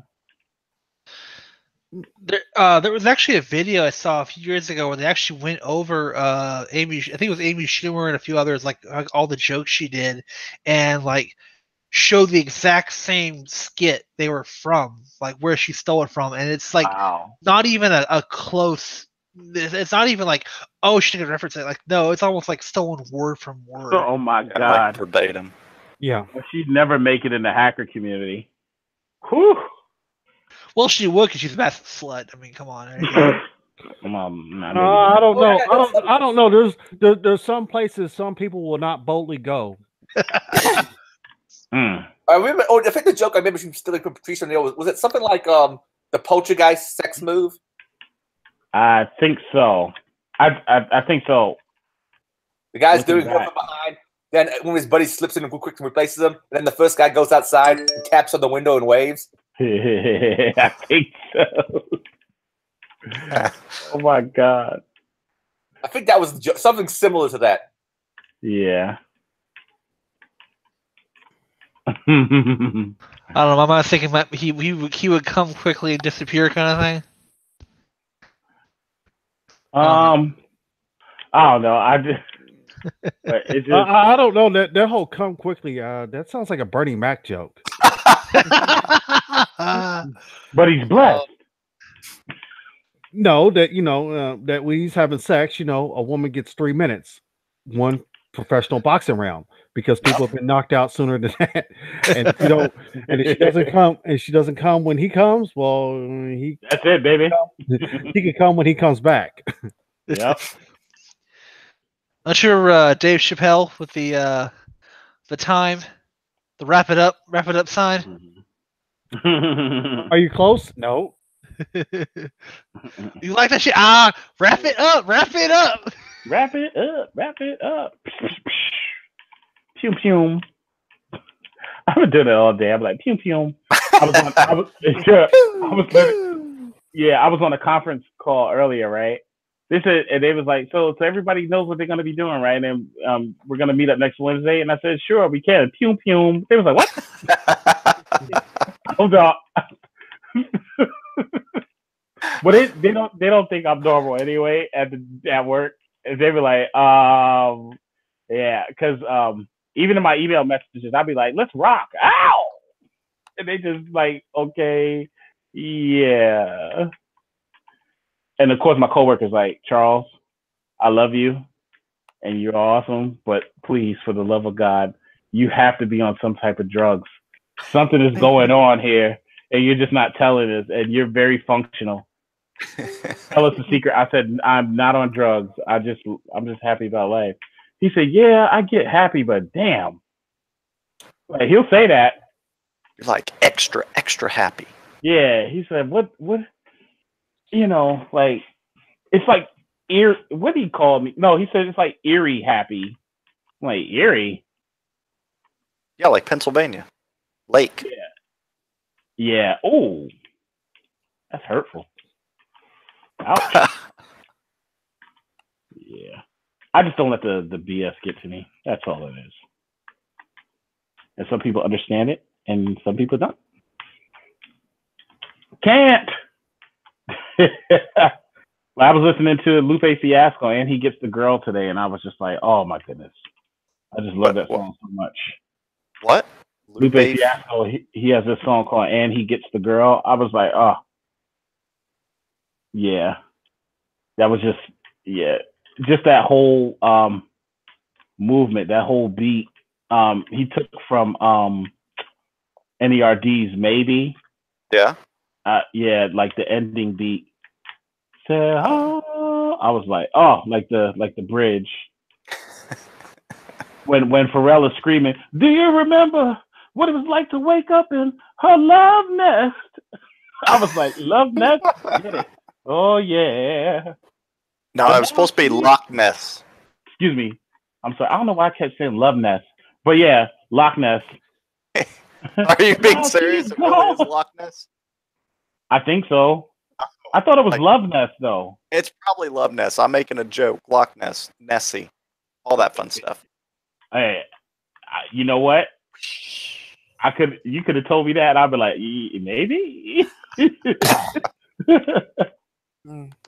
And so he used that beat, and he said, in one of his rhymes, he said, and my name, talking about the girl that he was talking to, my name is Miss Luna. You can meet me after 6.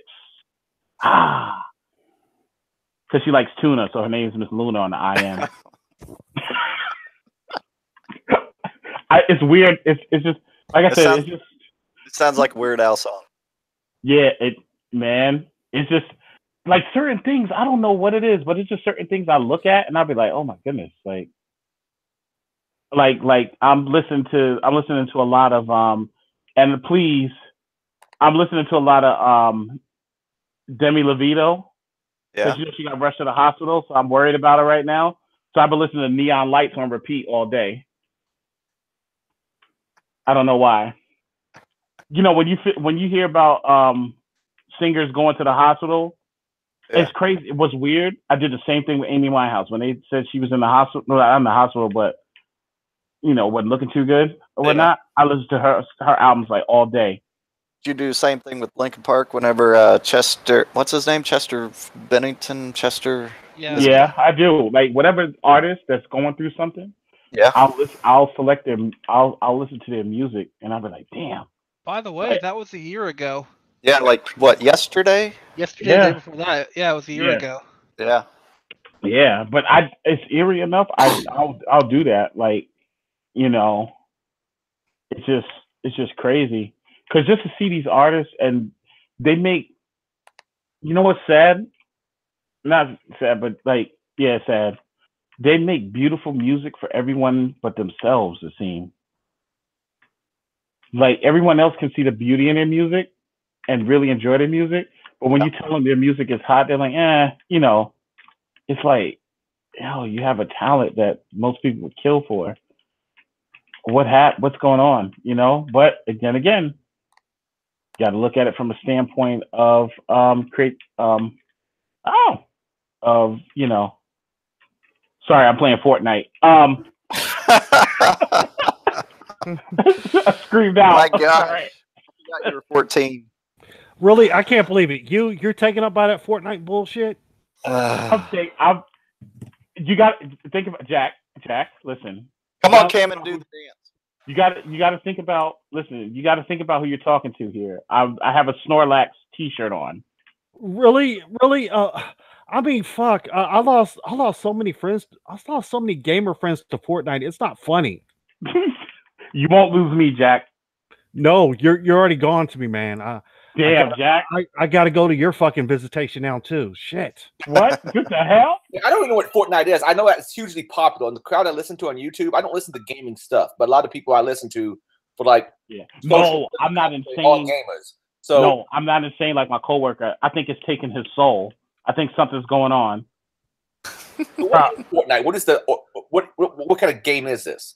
It's a battle royale game. It's sort of in the vein of PUBG, except you can build and you have to harvest materials and it's all about the building mechanic, which the developers actually fucking hate, and that's why they came out with that OP fucking SMG that just shreds walls and people and whatever else. But Well, no, my coworker, I just looked up. He played 36 hours straight. He said 36 hours on the IM. I said, talking about he was like super tired. He didn't come into work on was it Monday? I think it was Monday or Tuesday. He didn't come into work. It was probably Tuesday because that was the 1 year yesterday, which was the 1 year anniversary of it, the birthday of it. Yeah, so it probably was Tuesday. Yep, but he didn't come to work. And I am. I said, you coming to work today? He said, dude, I'm just trying to get some sleep. I had a rough night. What are you talking about? Yeah, he had a rough night getting those fucking achievements. Wow. 36 hours. Awesome. Listen, I like gaming. Listen, let me tell you something. I am a retro gamer to my life, to my core. But there's no way on God's green earth I'm doing 36 hours of video games. No. Even with a diaper? Huh? Even with a diaper? No. That's hardcore. That's too far. That's way. Oh my God. That episode of South Park where they're all playing World of Warcraft. Yeah. Against the guy who looks a lot like someone who was insulting me on Twitter recently. I can't remember the name. Shit. Never mind. I can't remember the name. This is somebody who was insulting me on Twitter. Well, the hugely fat and huge double chin and just this vacant, dumb look on their face. But wait a minute, how is it that you knew about Abby fucking Martin? What do you mean? How is it you knew about Abby Martin by a vague description that I gave of her? Well, yes. Stop. That is a good question. Basically, because she's the only one I know from Russia Today, the only woman I know from Russia Today, and I've seen a short clip of her from the Joe Rogan show, and she looked like a skinny lady, so I figured she'd have no ass. She definitely doesn't have an ass. Or talking about a headrest?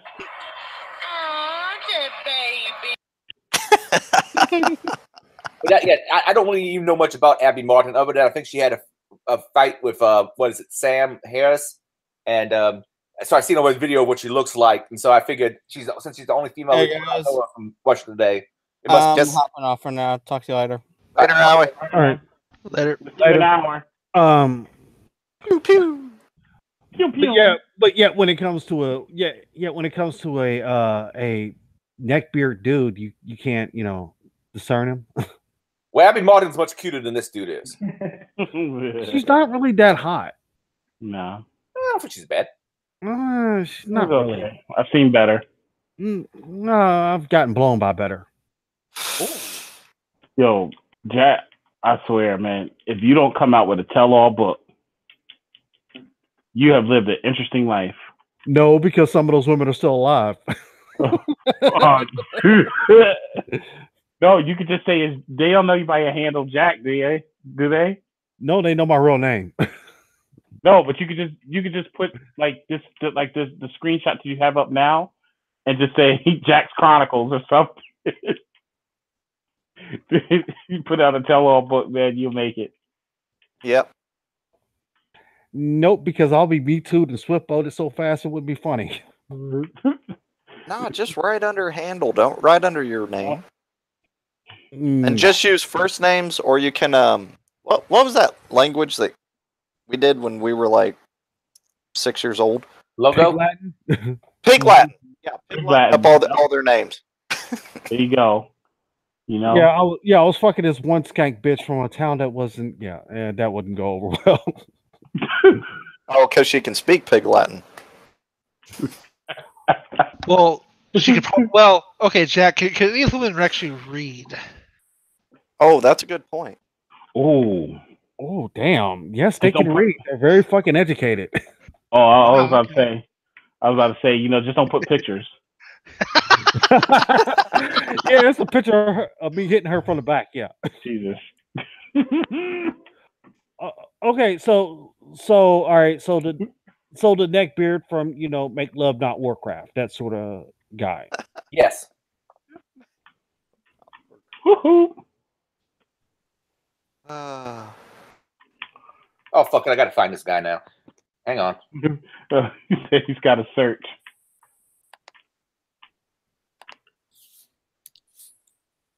Oh, so this week there was something somewhere I saw a Chinese couple were attacked by their dog. At least what they thought was a dog. It ended up being a bear that they had raised since it was a cub, but thought it was a dog the whole time. Oh, that's crazy. That is crazy. Yeah. All right, here's a link to the treat. Check out this dude. And then check out his picture. Ooh, that is special. Where the fuck have I seen him before? Oh my god. Wait a minute. How the fuck do you have a Zora red team? What the fuck? Don't give too much info out. Yeah, my creepy behavior is not being a male feminist. This dude just looks like a pedophile. Yes, he does. Yeah. Is there like a slug from Star Wars or something like that? Kind of looks like that a little bit. Oh. Wait a minute. By him being at Lyft, I'm taking it that he's a Lyft driver.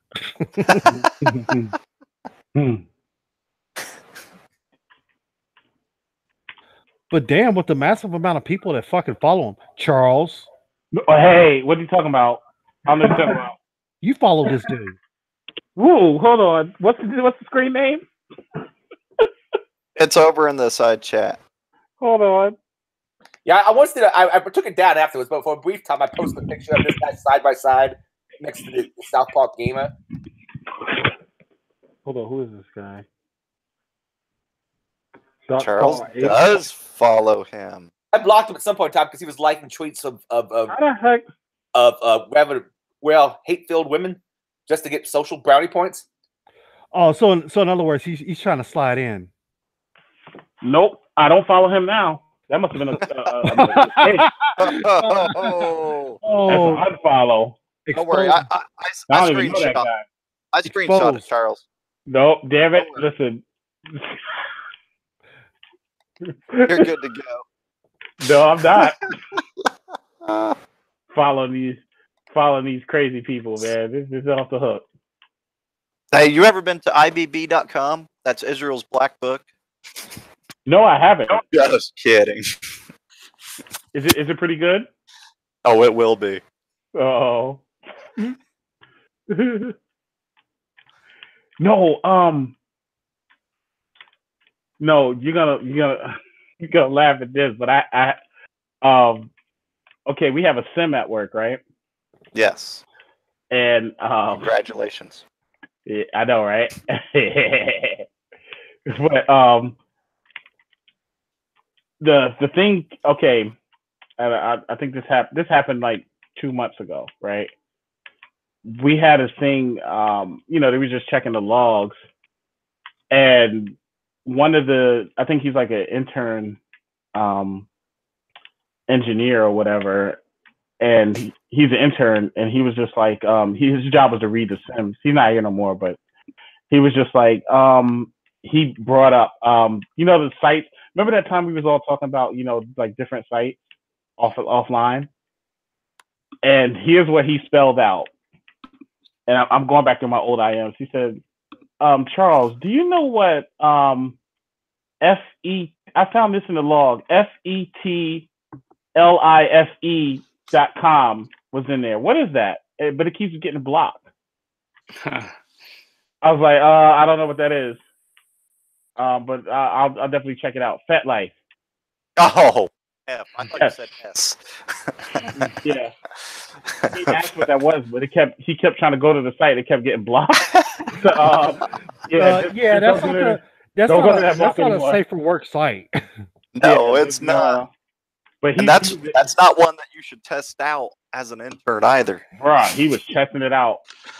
I was like, I got nervous. I said, "Oh my god, that's the site they were talking about on the podcast." I was thinking in my mind, like, "Oh my god, this is crazy." Damn it, I'm learning something new. It's the wrong time to learn something new. Yeah. I thought that was so funny. Hey, at least you knew not to go there. Oh yeah. Because when he read it, I had to keep a straight face though. But in my eyes, I had deer headlights. In my goodness, my mind, it was deer with the headlights on.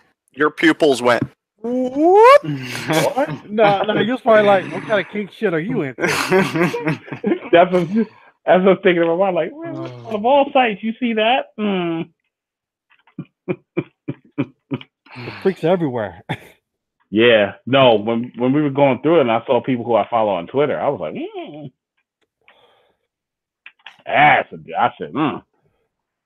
yeah, I don't know how I followed this Gerald Steer. Oh, no, about that. Yeah, I don't know about him. He looks weird anyway. He looks like it started off with this Jared Hate whiner. I said something about please don't apologize or oh crap. This Jared guy, he said, here's an example of the sort of attitude that makes InfoSec unwelcoming. Having a complete lack of empathy is a terrible, terrible trait. Jared Hate, this is a whiny ass shit. Because you know what he's complaining about? Here's the statement he's complaining about. My lack of empathy. As it's not a reference to race, they have no reason to be offended except for having a wild imagination. If they are offended, maybe they are not mentally fit for the real world, and coddling makes them weaker. This, by the way, was all in reference to someone saying that black hat, white hat might have racial overtones. Oh really? I mean, fuck. Because I think that's bullshit, and I don't think she's a cow to it. I don't think everybody's mentally prepared for the real world. That's lack of empathy. Well, fuck it. Yes, lack of empathy. Some people need to stop being coddled. Yeah. I mean, what next? Red team and blue team. What? Different gangs, and they don't get along and shit. What? Well, no. What's next? What's next? The LGBT community gets mad because we say purple team. I'm just saying. Oh, that'd be kind of cool. Think about it. To have a con where people wear either red bandanas or blue bandanas, for which the red team. No. You really should not do that. That is a really terrible idea. Just don't do it in California. Yeah. No. Just don't do it in California. They say, you got to stand up on it, and that's not a good look. They'd be like, "Hey guys, we just released the new colors for CaliCon." Oh no. Oh, speaking of bullshit stuff, what's this? And in turn, what's this? Oh my god. Which they're now deeming white supremacy crap. Oldest running joke in the book, and they think it has something to do with white supremacy. Yeah. Oh, you mean the OK sign? The picture of Obama doing the OK symbol. I was like, holy shit, we had a white supremacist off of years. well, a half white supremacist. Well, half white, okay. You heard his family's from Kenya. Well, yeah, and the other half was from Kansas. So, well, true. Half his family is from Kenya. His dad was Kenyan. As far as we know, he was born in Hawaii. And I'd have no to doubt that. And honestly, it really doesn't matter because his mom is American, so no matter where the hell he's born, he's automatically American. True, but then they get into the whole topic of whether or not nationalized, what it means. Well, that doesn't matter because again, he's automatically a native-born American because his mother is. So yes, that whole fucking point. I've heard people quibble about it because I think too part of it was she tried to become an expatriate and whatever the phrase is, but X out her citizenship at one point. Well, I mean, fuck, it was the '60s. Jesus fucking Christ. I mean, there actually is an official way to do it, but it's not like you can't just say, "Oh, I renounce my citizenship." No, you actually have to do all this paperwork and bullshit. So if she actually did it, well, cool. Did you guys ever watch the American version of The Office? So, Have not. Remember the one where Michael goes out to the office and he says, "I declare bankruptcy." And then the guy walks up to him. That's not how it works. What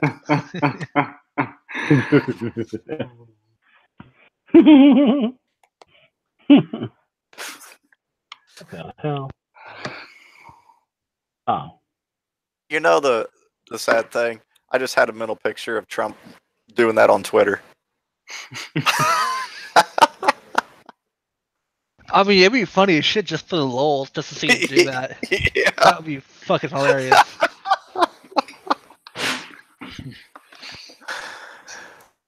No, he's gone through it enough times with his lawyers to know that's not how it works. Yeah. Yeah, but all the internet lawyers don't know that. That is true. I get it how I live it. Wait a minute. Who's tweeting tonight?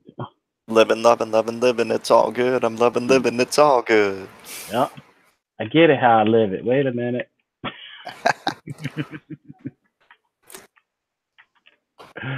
Oh my goodness. So you guys got any plans for the weekend? Seriously, for the weekend, I'm just gonna, I don't know, just zone out. I don't know. I'm just gonna treat. I don't know. I'm just gonna have fun. Do something fun and do something fun and creative.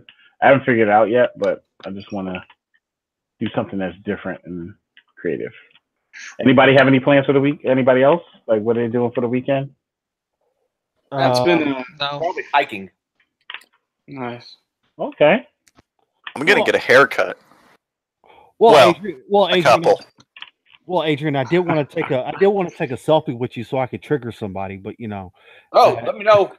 I can meet up during the weekend to get a selfie. I can be good to the week. Call it the triggering. Al is not on, but only shoulders up. Ass up. That is a good idea. Need to get out and do something though. Me too. I just don't know what. Sorry. No, go ahead. I'm sorry. No, it's been raining here in New York. I don't know. It's like a monsoon or something like that. It's been raining since today is Wednesday, since like Sunday, and it's supposed to continue through Friday or something like that, I think. Yeah. You guys should be flooding out here soon. Yeah. Right now, I'm sitting here downloading Batman the Animated Series from like '92. I'm just waiting for all the seasons to finish. I got it. It's good. Yeah. I saw the artwork back when just before the show came out. I didn't really like the artwork style, but I got to admit, after watching many episodes, I really started to like it. Yeah. By the time Justice League came out with the creators, that was a really fun series. Though they always had to nerf Superman, because Superman was so much more powerful than everybody else. But the thing that I missed, I used to watch that and eat Teddy Grahams. Wait. So what doesn't exist anymore? The Teddy Grahams? No, they do exist, but it's some kind of different thing. Yeah, I used to eat the Teddy Grahams with the honey, and the honey and the cinnamons were the best ones. All that. Yeah, I love those. Oh, I was so happy when my mom bought some. When my mom would like go grocery shopping, like get them Teddy Grahams. Mm-hmm. Yeah, I was a Teddy Graham fanatic. They had my money. That was the old school days before they started putting high fructose corn syrup and everything. No, they were still doing it. We were just immune to it. Just like, That was before Mom found out. yep. Like, you don't need this. Yes, I do. Charles, did you ever see Batman Beyond? What's that? Batman Beyond? Yeah. That was the that was the shit. That was a giant too. I couldn't find it to download it there, but it's okay. I have it. Oh, you did? All 3 seasons. I'm telling you, I'm using my OSINT skills for good. Well, I will admit that that just recently, I actually watched the last Batman done at style, which was the Killing Joke, and that shit was good. I was sitting, like before the podcast started, I just had finished watching Beavis and Butthead Do America. Oh yeah, real quick. This week, security updates came out for Tomcat that goes back, I think, the last 5 versions. Oh wow! So if anybody's still listening, security updates, major critical updates. So, yeah. And just the heads up, like my oh, here's what I'll tell you. Speaking of offensive security, my parents, shout out to my parents, they have offered me the money for Black Cat next year. Woo! Help me pay for my OSWE training. Nice. I was like, what? Damn, you're privileged. Yeah. Because I was talking about it. I was talking about my mom. I was talking about to my parents. I said, "What are you trying to do?" I said, "Well, Black Hat is next year," and I was just talking to them about it. And then, I think like earlier, last week, because they stopped. They gave me a surprise visit too. They came by the house. They were here on Sunday night, last Tuesday and Sunday night. But last Tuesday, I was talking to them about Black Hat and just trying to get this OSWE and just really just do some type of training at Black Hat. They were, oh, okay. So then when they came back this last time, they were like, "Hey, me and your dad talked about it. We're gonna help you do the Black Hat?" I said, "Yeah, that's next year though. That's not this year." So yeah, just let us know when you need the money, the money, and we'll put it on a credit card, and you can just sign up for the training. That's cool. So I was like, I said, "Now, Mom, it's like $5K or something like that." She's like, "Oh, don't worry about it. It's next year. It's next year. Don't worry about it. It's next year." I was like, start busting open those piggy banks. Mm-hmm. She's like, "Yeah, I was like, yeah." So, and my coworker's like, "Fucking spoiled brat." I was like, "Shut up, man." I'm sorry, your company paid for you to go, but I'm not supposed to go. Mm-hmm. Yeah, so I get to go to Black Hat. Yay. Hopefully, depends if life events allow. But yeah, because the OSWE, and I've learned something too. I don't think they even have an exam for it yet. I think you just take the training. Really? For OffSec, I think so. I don't think it's in a 24-hour exam yet. Huh. Yeah, I think they're working on it. I saw something today that somebody posted in a private forum. Have you heard of anything that for the OSCP, they're going to start doing proctored exams? Yeah, because people's freaking cheating. Well, yeah, but has that been confirmed though? I don't know if it gets confirmed, but I did see a Reddit page one time where they said they were doing it over in India, where this dude offered $500 to help people get their OSCP. Well, I mean that's the primary place they definitely need to do it, but I didn't know if they're going to start doing that globally. Yeah. Yeah. But I told one of the guys on IRC, I said, I don't care if they do it or not. I mean, I'm going to do what I can do on the exam and keep it moving. If they want to do it for all the exams, But I mean, for people who are actually doing it, like you did, who gives a crap if it's proctored or not? Right. But how much time did you have to do it? It was 24 hours, right?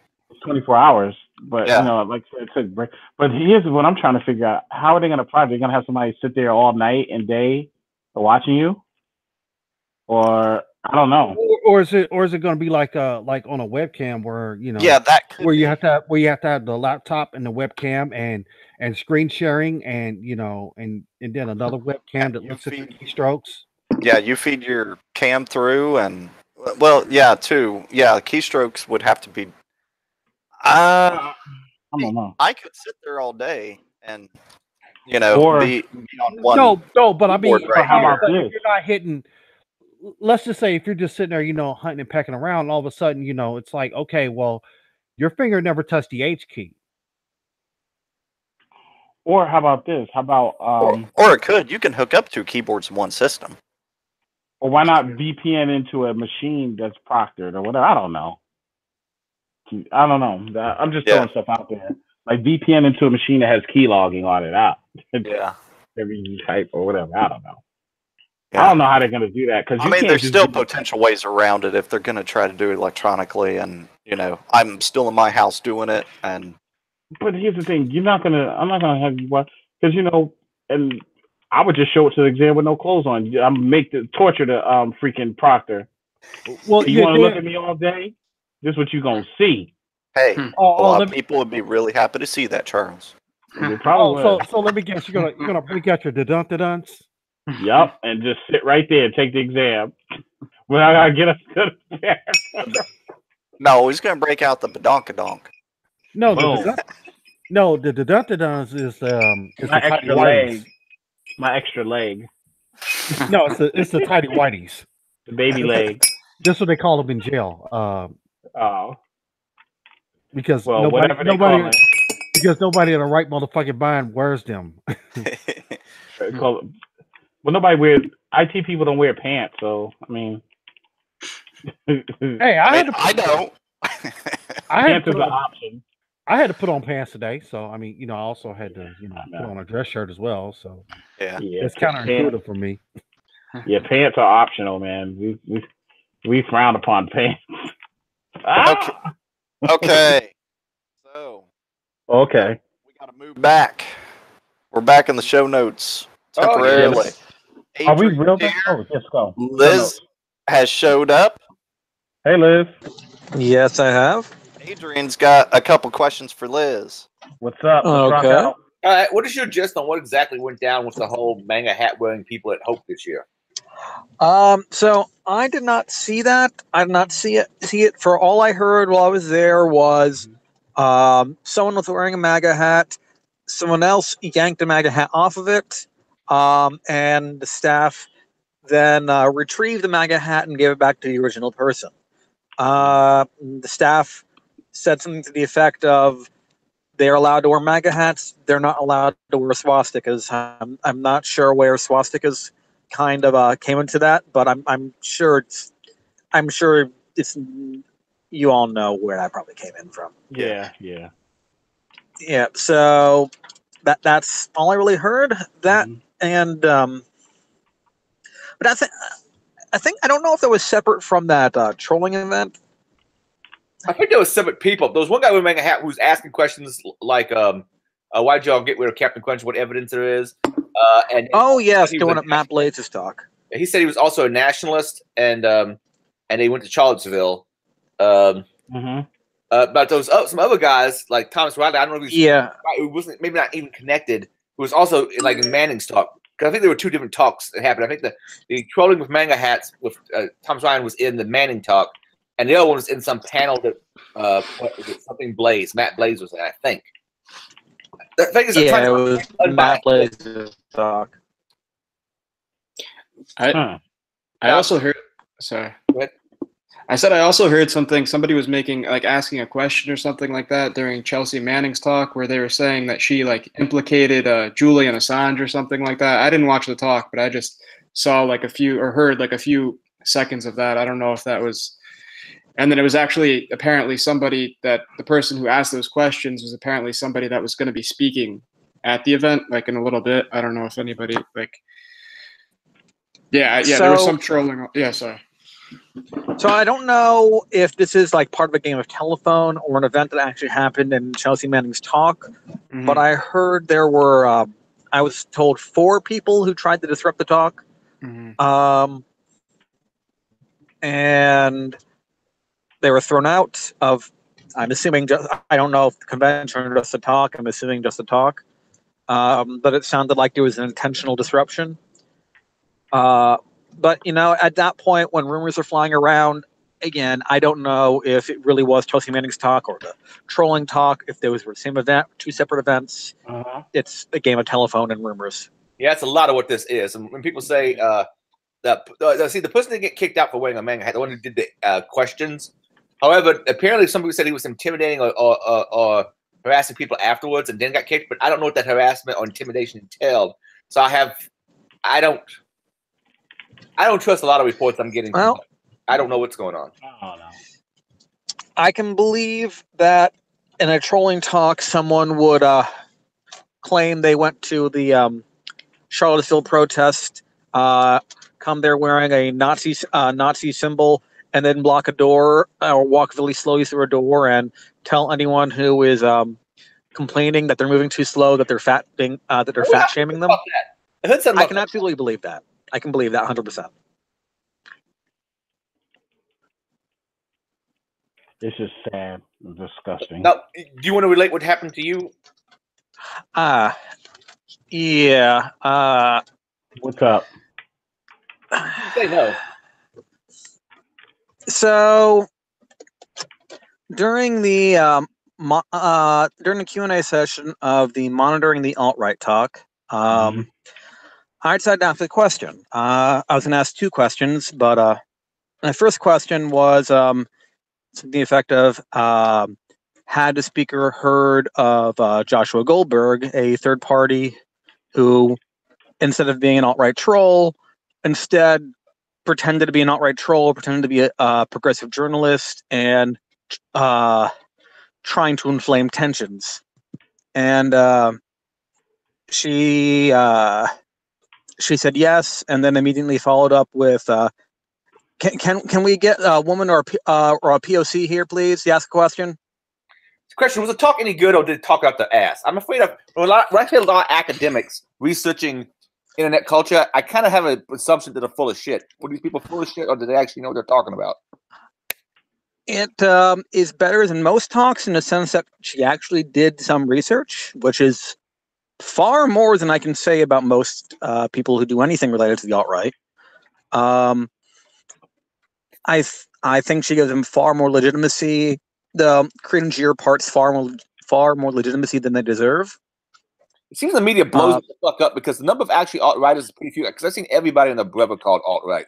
I can find some dumbass was telling me on Twitter that, well, right when I said that Ben Shapiro is not part of the alt-right, he said, yes, but he's related to him, or he's something like, motherfucker, he got more abuse from the alt-right than anybody else because he's a little Jewish journalist.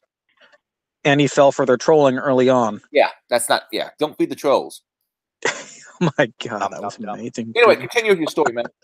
All right. So, after that, I walked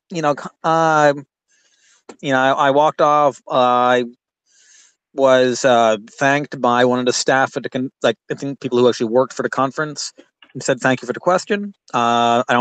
He seemed sincere enough. I don't know, but anyways, so I waited till after the talk, heard the last question, two questions that were asked by other people. Then I went outside. I was contemplating, should I ask the second question I was planning on asking before I was interrupted? The question about if she had heard about Yair Netanyahu, the son of Israel's prime minister, using a happy merchant. As her talks seemed to center, one of the things she had covered, the thing that actually brought me to her talk was, I noticed that was being projected in the dealer's den, her talk, or any talk in that room is projected in there. I heard a service talk at the time. I saw a happy merchant right in the screen. And it was actually followed by a happy merchant of Anita Sarkeesian. And yeah, she went to mention Gamergate several times. I think I'm probably glad I didn't hear the initial part of the talk, because I'm sure I get the impression, I'm not sure if this is true or not. I have no real interest in watching the recording of the first part of her talk, but I have this sneaking suspicion she probably blames the alt-right on Gamergate, or a significant portion of it. When someone bring up the alt-right or Gamergate, I usually think they're probably kind of full of shit. It's that relationship is a bit complicated. To be entirely honest, I don't think the alt-right will be much of a thing if it wasn't for Gamergate, the event. But that you can get to another time. So after the talk, waited in the hallway, waited about 15 minutes, and then I was really going over my mind about what happened. I was thinking, what she did was pretty rude during the talk, trying to, embarrass me from the crowd. Yeah. And so she later came out. She then went to the Q&A room, and I decided, you know what, this crowd here, I don't think it's worthwhile for me to go into Q&A room. I don't want to. I don't think I don't expect a different kind of response. So a bit angry from earlier, I just loudly said, "You're a very rude person, Caroline Sanders," and then I walked away towards the elevator to cool off. One person looked like some girl, maybe in her late teens, said to me that she thought I was a rude one, that she thought Caroline Sanders is great. And so I responded to her. I walked over and I responded to her saying she tried to humiliate me on stage. I thought I was perfectly reasonable in calling her rude. And shortly after that, there was a male staffer who came by, told me make way for other people. Then he motioned me towards the elevator, and I'm like, I don't really care enough about this girl. Fine, whatever. Okay. So I walked away the elevator just to get the whole event out of my mind. And then comes a different staffer, a female staffer, who initially said, "Hey, you want to go down the elevator?" And then I said, I'm a perfectly reasonable being, frustrated at her for her trying to embarrass me in front of the entire room. And then about 10 seconds left, she said, "Hey, look, the elevator's open. Go, it's open. Go." And I starting to feel pretty offended at that point. And so I repeated to myself, like, I felt perfectly justified in considering her rude. Right. At that point, about 10 seconds later, she walked up to me and told me I need to get in the elevator for my safety. Whoa. And then I asked, from who? She said the two guys behind her. So I took a quick look to see who was behind her. I saw a few guys as we walked into the elevator, though they didn't seem menacing. They didn't even seem to be looking at me. I don't even think they were involved. So I got in the elevator. So did the two guys. I think a third guy as well. And honestly, they didn't even seem to be involved. I don't think they were involved. So went down to the bottom floor, and it really went over my mind, thinking, did she just threaten me, saying that if I don't go to the bottom floor, I would get my ass kicked? Yeah, that's what it sounds like to me. Yeah. It's like, that was completely unacceptable in any kind of conference, let alone one that preaches safety. So let's just say, that's crazy. And there were a few other things the person said. She seemed to be talking to herself a fair amount while, I was saying it's perfectly justified in saying that she was rude. She was saying that, it's late. It's tired. She called more people to come help. And at the time, I was thinking, if she mean help with the crowds or help try to throw me out, as at no point did they really say anything to me. They didn't ask me anything. They were just being extremely rude and telling me to go down the elevator. Because we were on the top floor of the hotel, which is where several of the talks were located. Yeah. And then she volunteered information that she was from Australia and that she paid to be there. And I have absolutely no idea why she volunteered this information, but she did. And yeah, so I don't.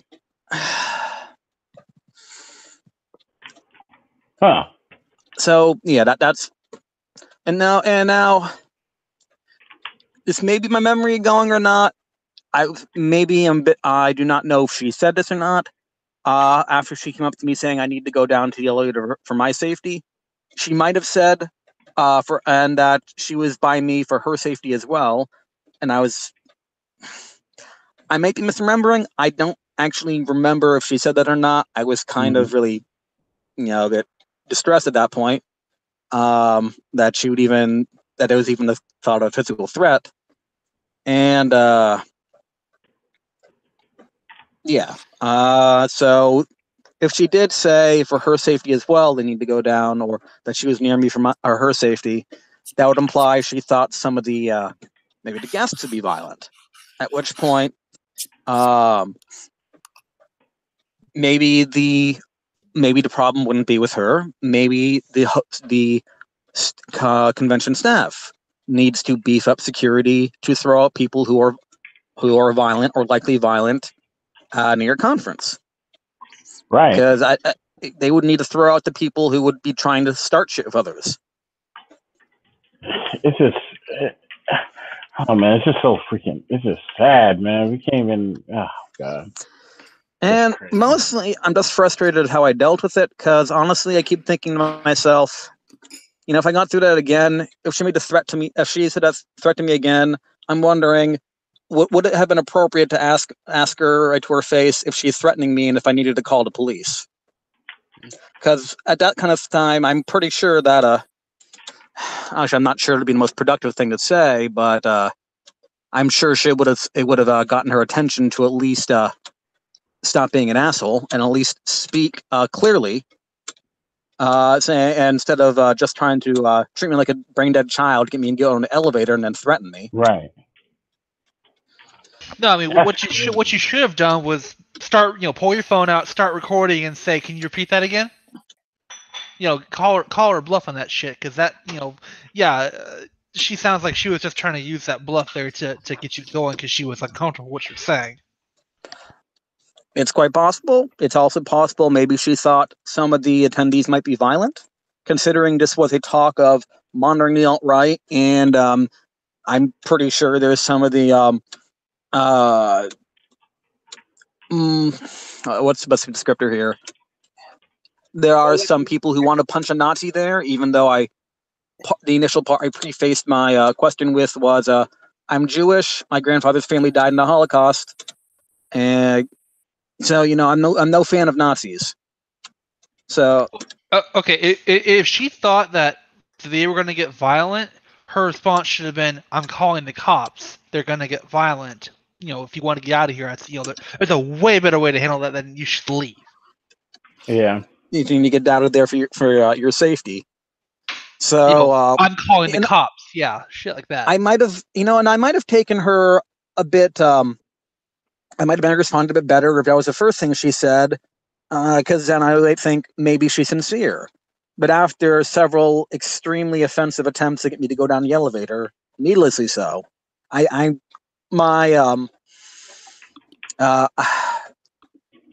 have far less trust in her sincerity. Though I probably would still have been very, very shaken and probably would have worded my complaint to Hope a bit differently. I've not gotten a response yet, by the way. I'm not sure if I just really expect one or not, but... And you probably won't. I mean, at the very least, I would like, saying some sort of apology and, telling the staff there are better ways to handle it than telling people that they're going to get their ass kicked if they don't leave. I understand, that might have been that might have been something you would expect to hear. A troll wearing some Nazi symbols and purposely obstructing doorways. I think that's pretty much a matter of fact. There's people there who would try to kick his ass, and reports. There's someone got physical, and the cops were called. That's what? She was a Hope staffer that told you to go down for your safety's sake? She was a volunteer, yes. Wow, that's unprofessional also. And I get it was at the end of the conference Sunday, a little after 6 p.m. I get being tired. But and if she didn't say the for your safety part, I probably would have brushed it off. It's like, okay, bit of a dick. I get the Coraline Sanders had her a fan club, and maybe the staff is part of the fan club. I don't know, and honestly, I don't know if the staff is part of the fan club. She was not giving me any of the SDW vibes. Nothing she said screamed out that she was a culture warmonger. But yeah, and some more charitable interpretations. Maybe the staff were told to be on high alert right after her talk, considering what was reported to have happened previously. Maybe she went too far in that regard. Well, my thought on this is, why did they allow the talk in that way? I could see, okay, from a monitoring perspective, why not have a talk about monitoring the alt-right and monitoring the alt-left? Why was it a talk that was accepted that was purely monitoring the alt-right? I mean, because that's going to bring on, just... So there were no trolls in that talk specifically. There was not the first alt-right talk at the conference. Really? Right. Yeah, and I mean, because this is InfoSec. Like, I get the monitoring aspect of it. And to her credit, she did do a fair amount of research, and she actually found things I had not seen beforehand. Yeah. I have never heard of Fash Wave before, which is apparently some retro 80s style music interspersed with bits of somewhat of Hitler's old speeches, trying to make it sound like it's like musical and trendy. Honestly, I thought that was just more edgelordy stuff, but I mean, she found that shit. Huh. And she probably has found the minute part of people who probably go too far, but I'm just surprised that she has not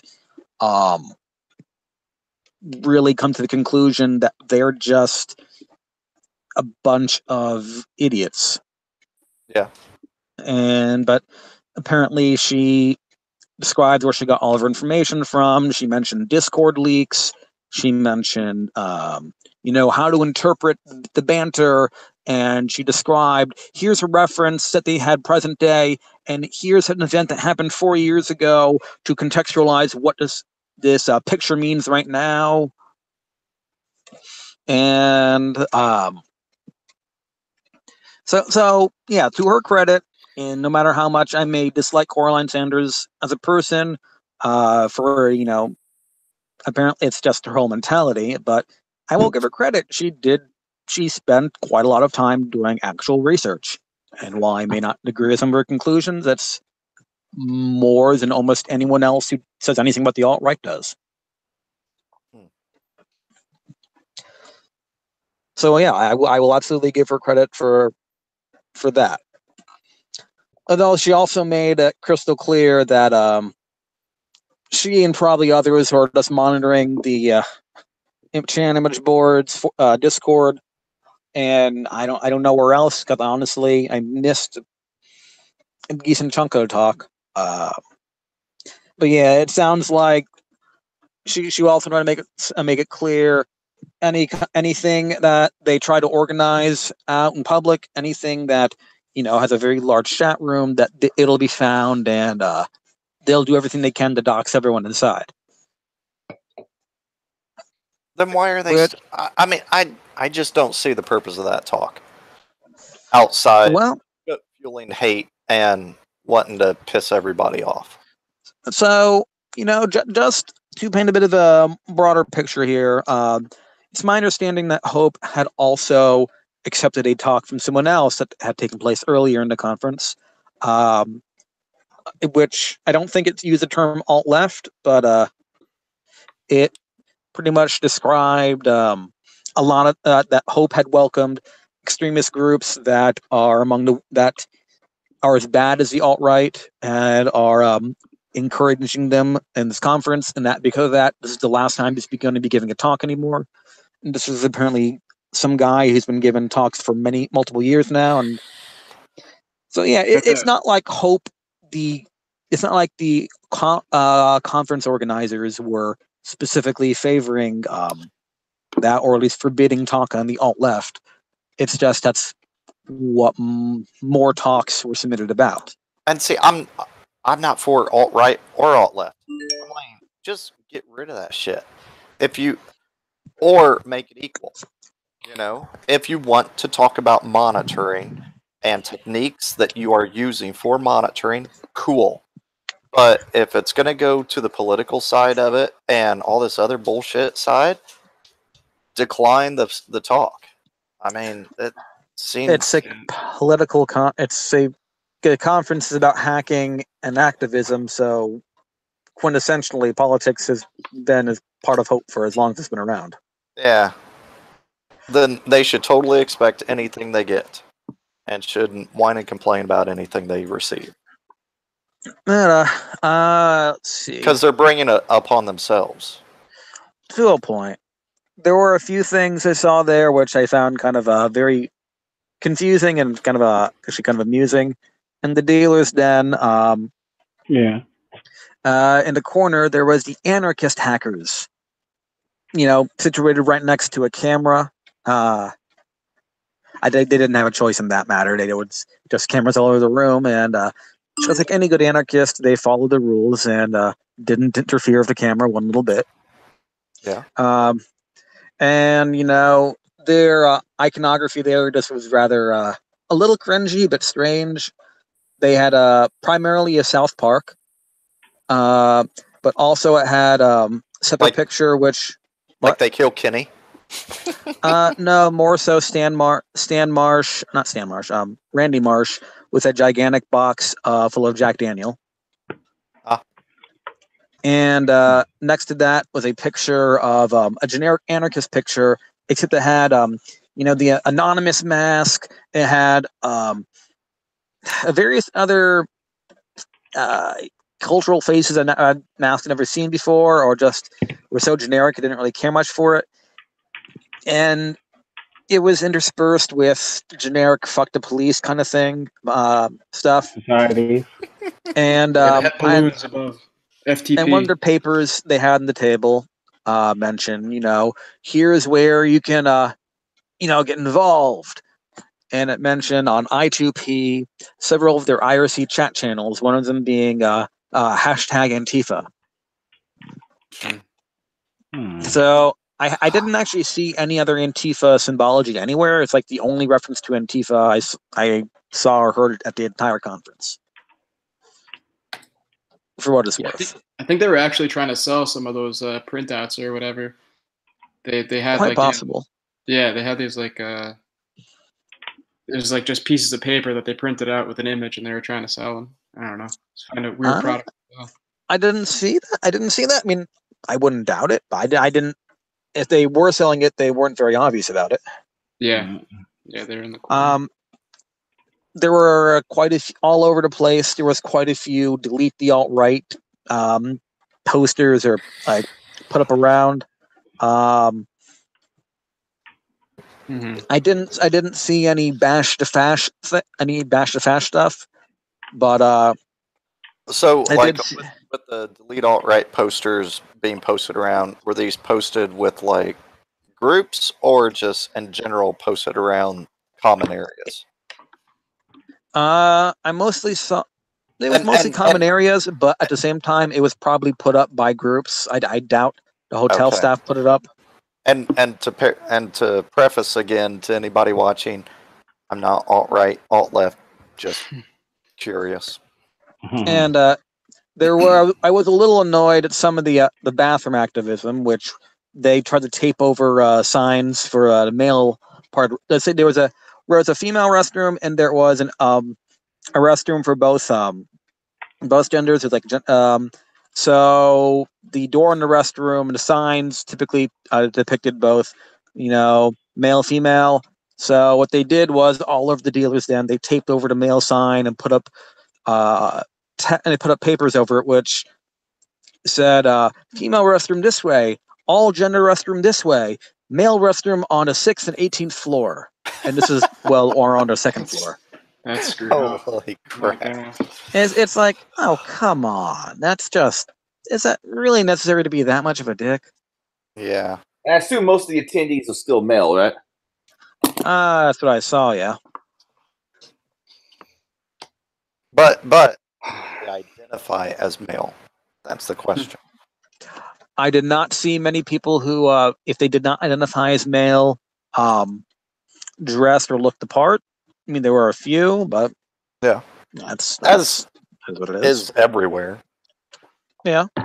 I mean, there was a lot. There was a lot less hair dye than I thought there was going to be.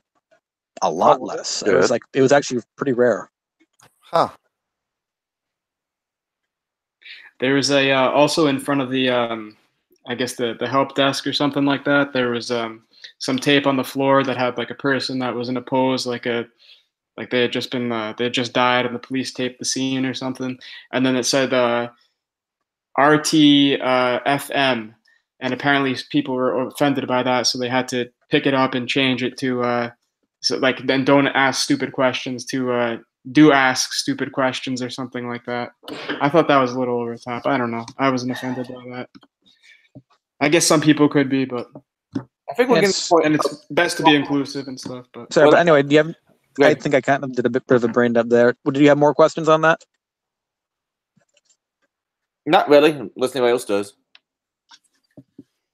You know, I just kind of want to go there and do like the Cody Wilson talks and talk about the more right stuff and just to fuck with them. Good luck. 3D printed guns and all this shit make their head explode. Because I mean that's just I'm sorry, they need some fucking reality dose. They really do. Oh come on, you guys should help me craft a talk where I'll give it in all German and then right in the middle of it, just out of nowhere, just give a that salute. You're gonna goose step a little bit. That is so wrong. No, what you really need to do is do that, but instead of you doing it, you have a dog do it. Channel that Count Dankey do it. Come on, man. So what? I don't know. I don't think I can train a dog to do that. I can't. I have one that does it. So yeah. Yeah, lip sync battle. Come on. What was it only RTFN or was there something else with RTFN? I think it said don't ask stupid questions and then RTFM read the effing manual. And people were offended by that. So yeah, it's like as my professor used to say, read the fascinating manual. Yes. I mean that's old '80s terminology. It's been around for fucking ever. Yeah, the sign also it had a sign to it that was pointing this direction. I think as in yes. manual, those things taught. Yeah. Oh gosh. Really, and I hate drama. Is it really that fucking serious? I thought it was a funny joke. I agree with you, Jack. Hey, Jack, the internet is serious business. Come on. Yes, but the whole premise behind that is that it's the internet. Nothing is to be taken seriously. And that if you think the internet is serious business, we got some beams for you. Guys, I think I'm going to cut this short. I'm going to leave it up for people to chat afterwards. But if it's okay, I'm going to go ahead and stop the stream, but we'll still have this hangout. Sounds like a plan. All right, folks. See y'all next week. Later. Later, everyone. Yeah.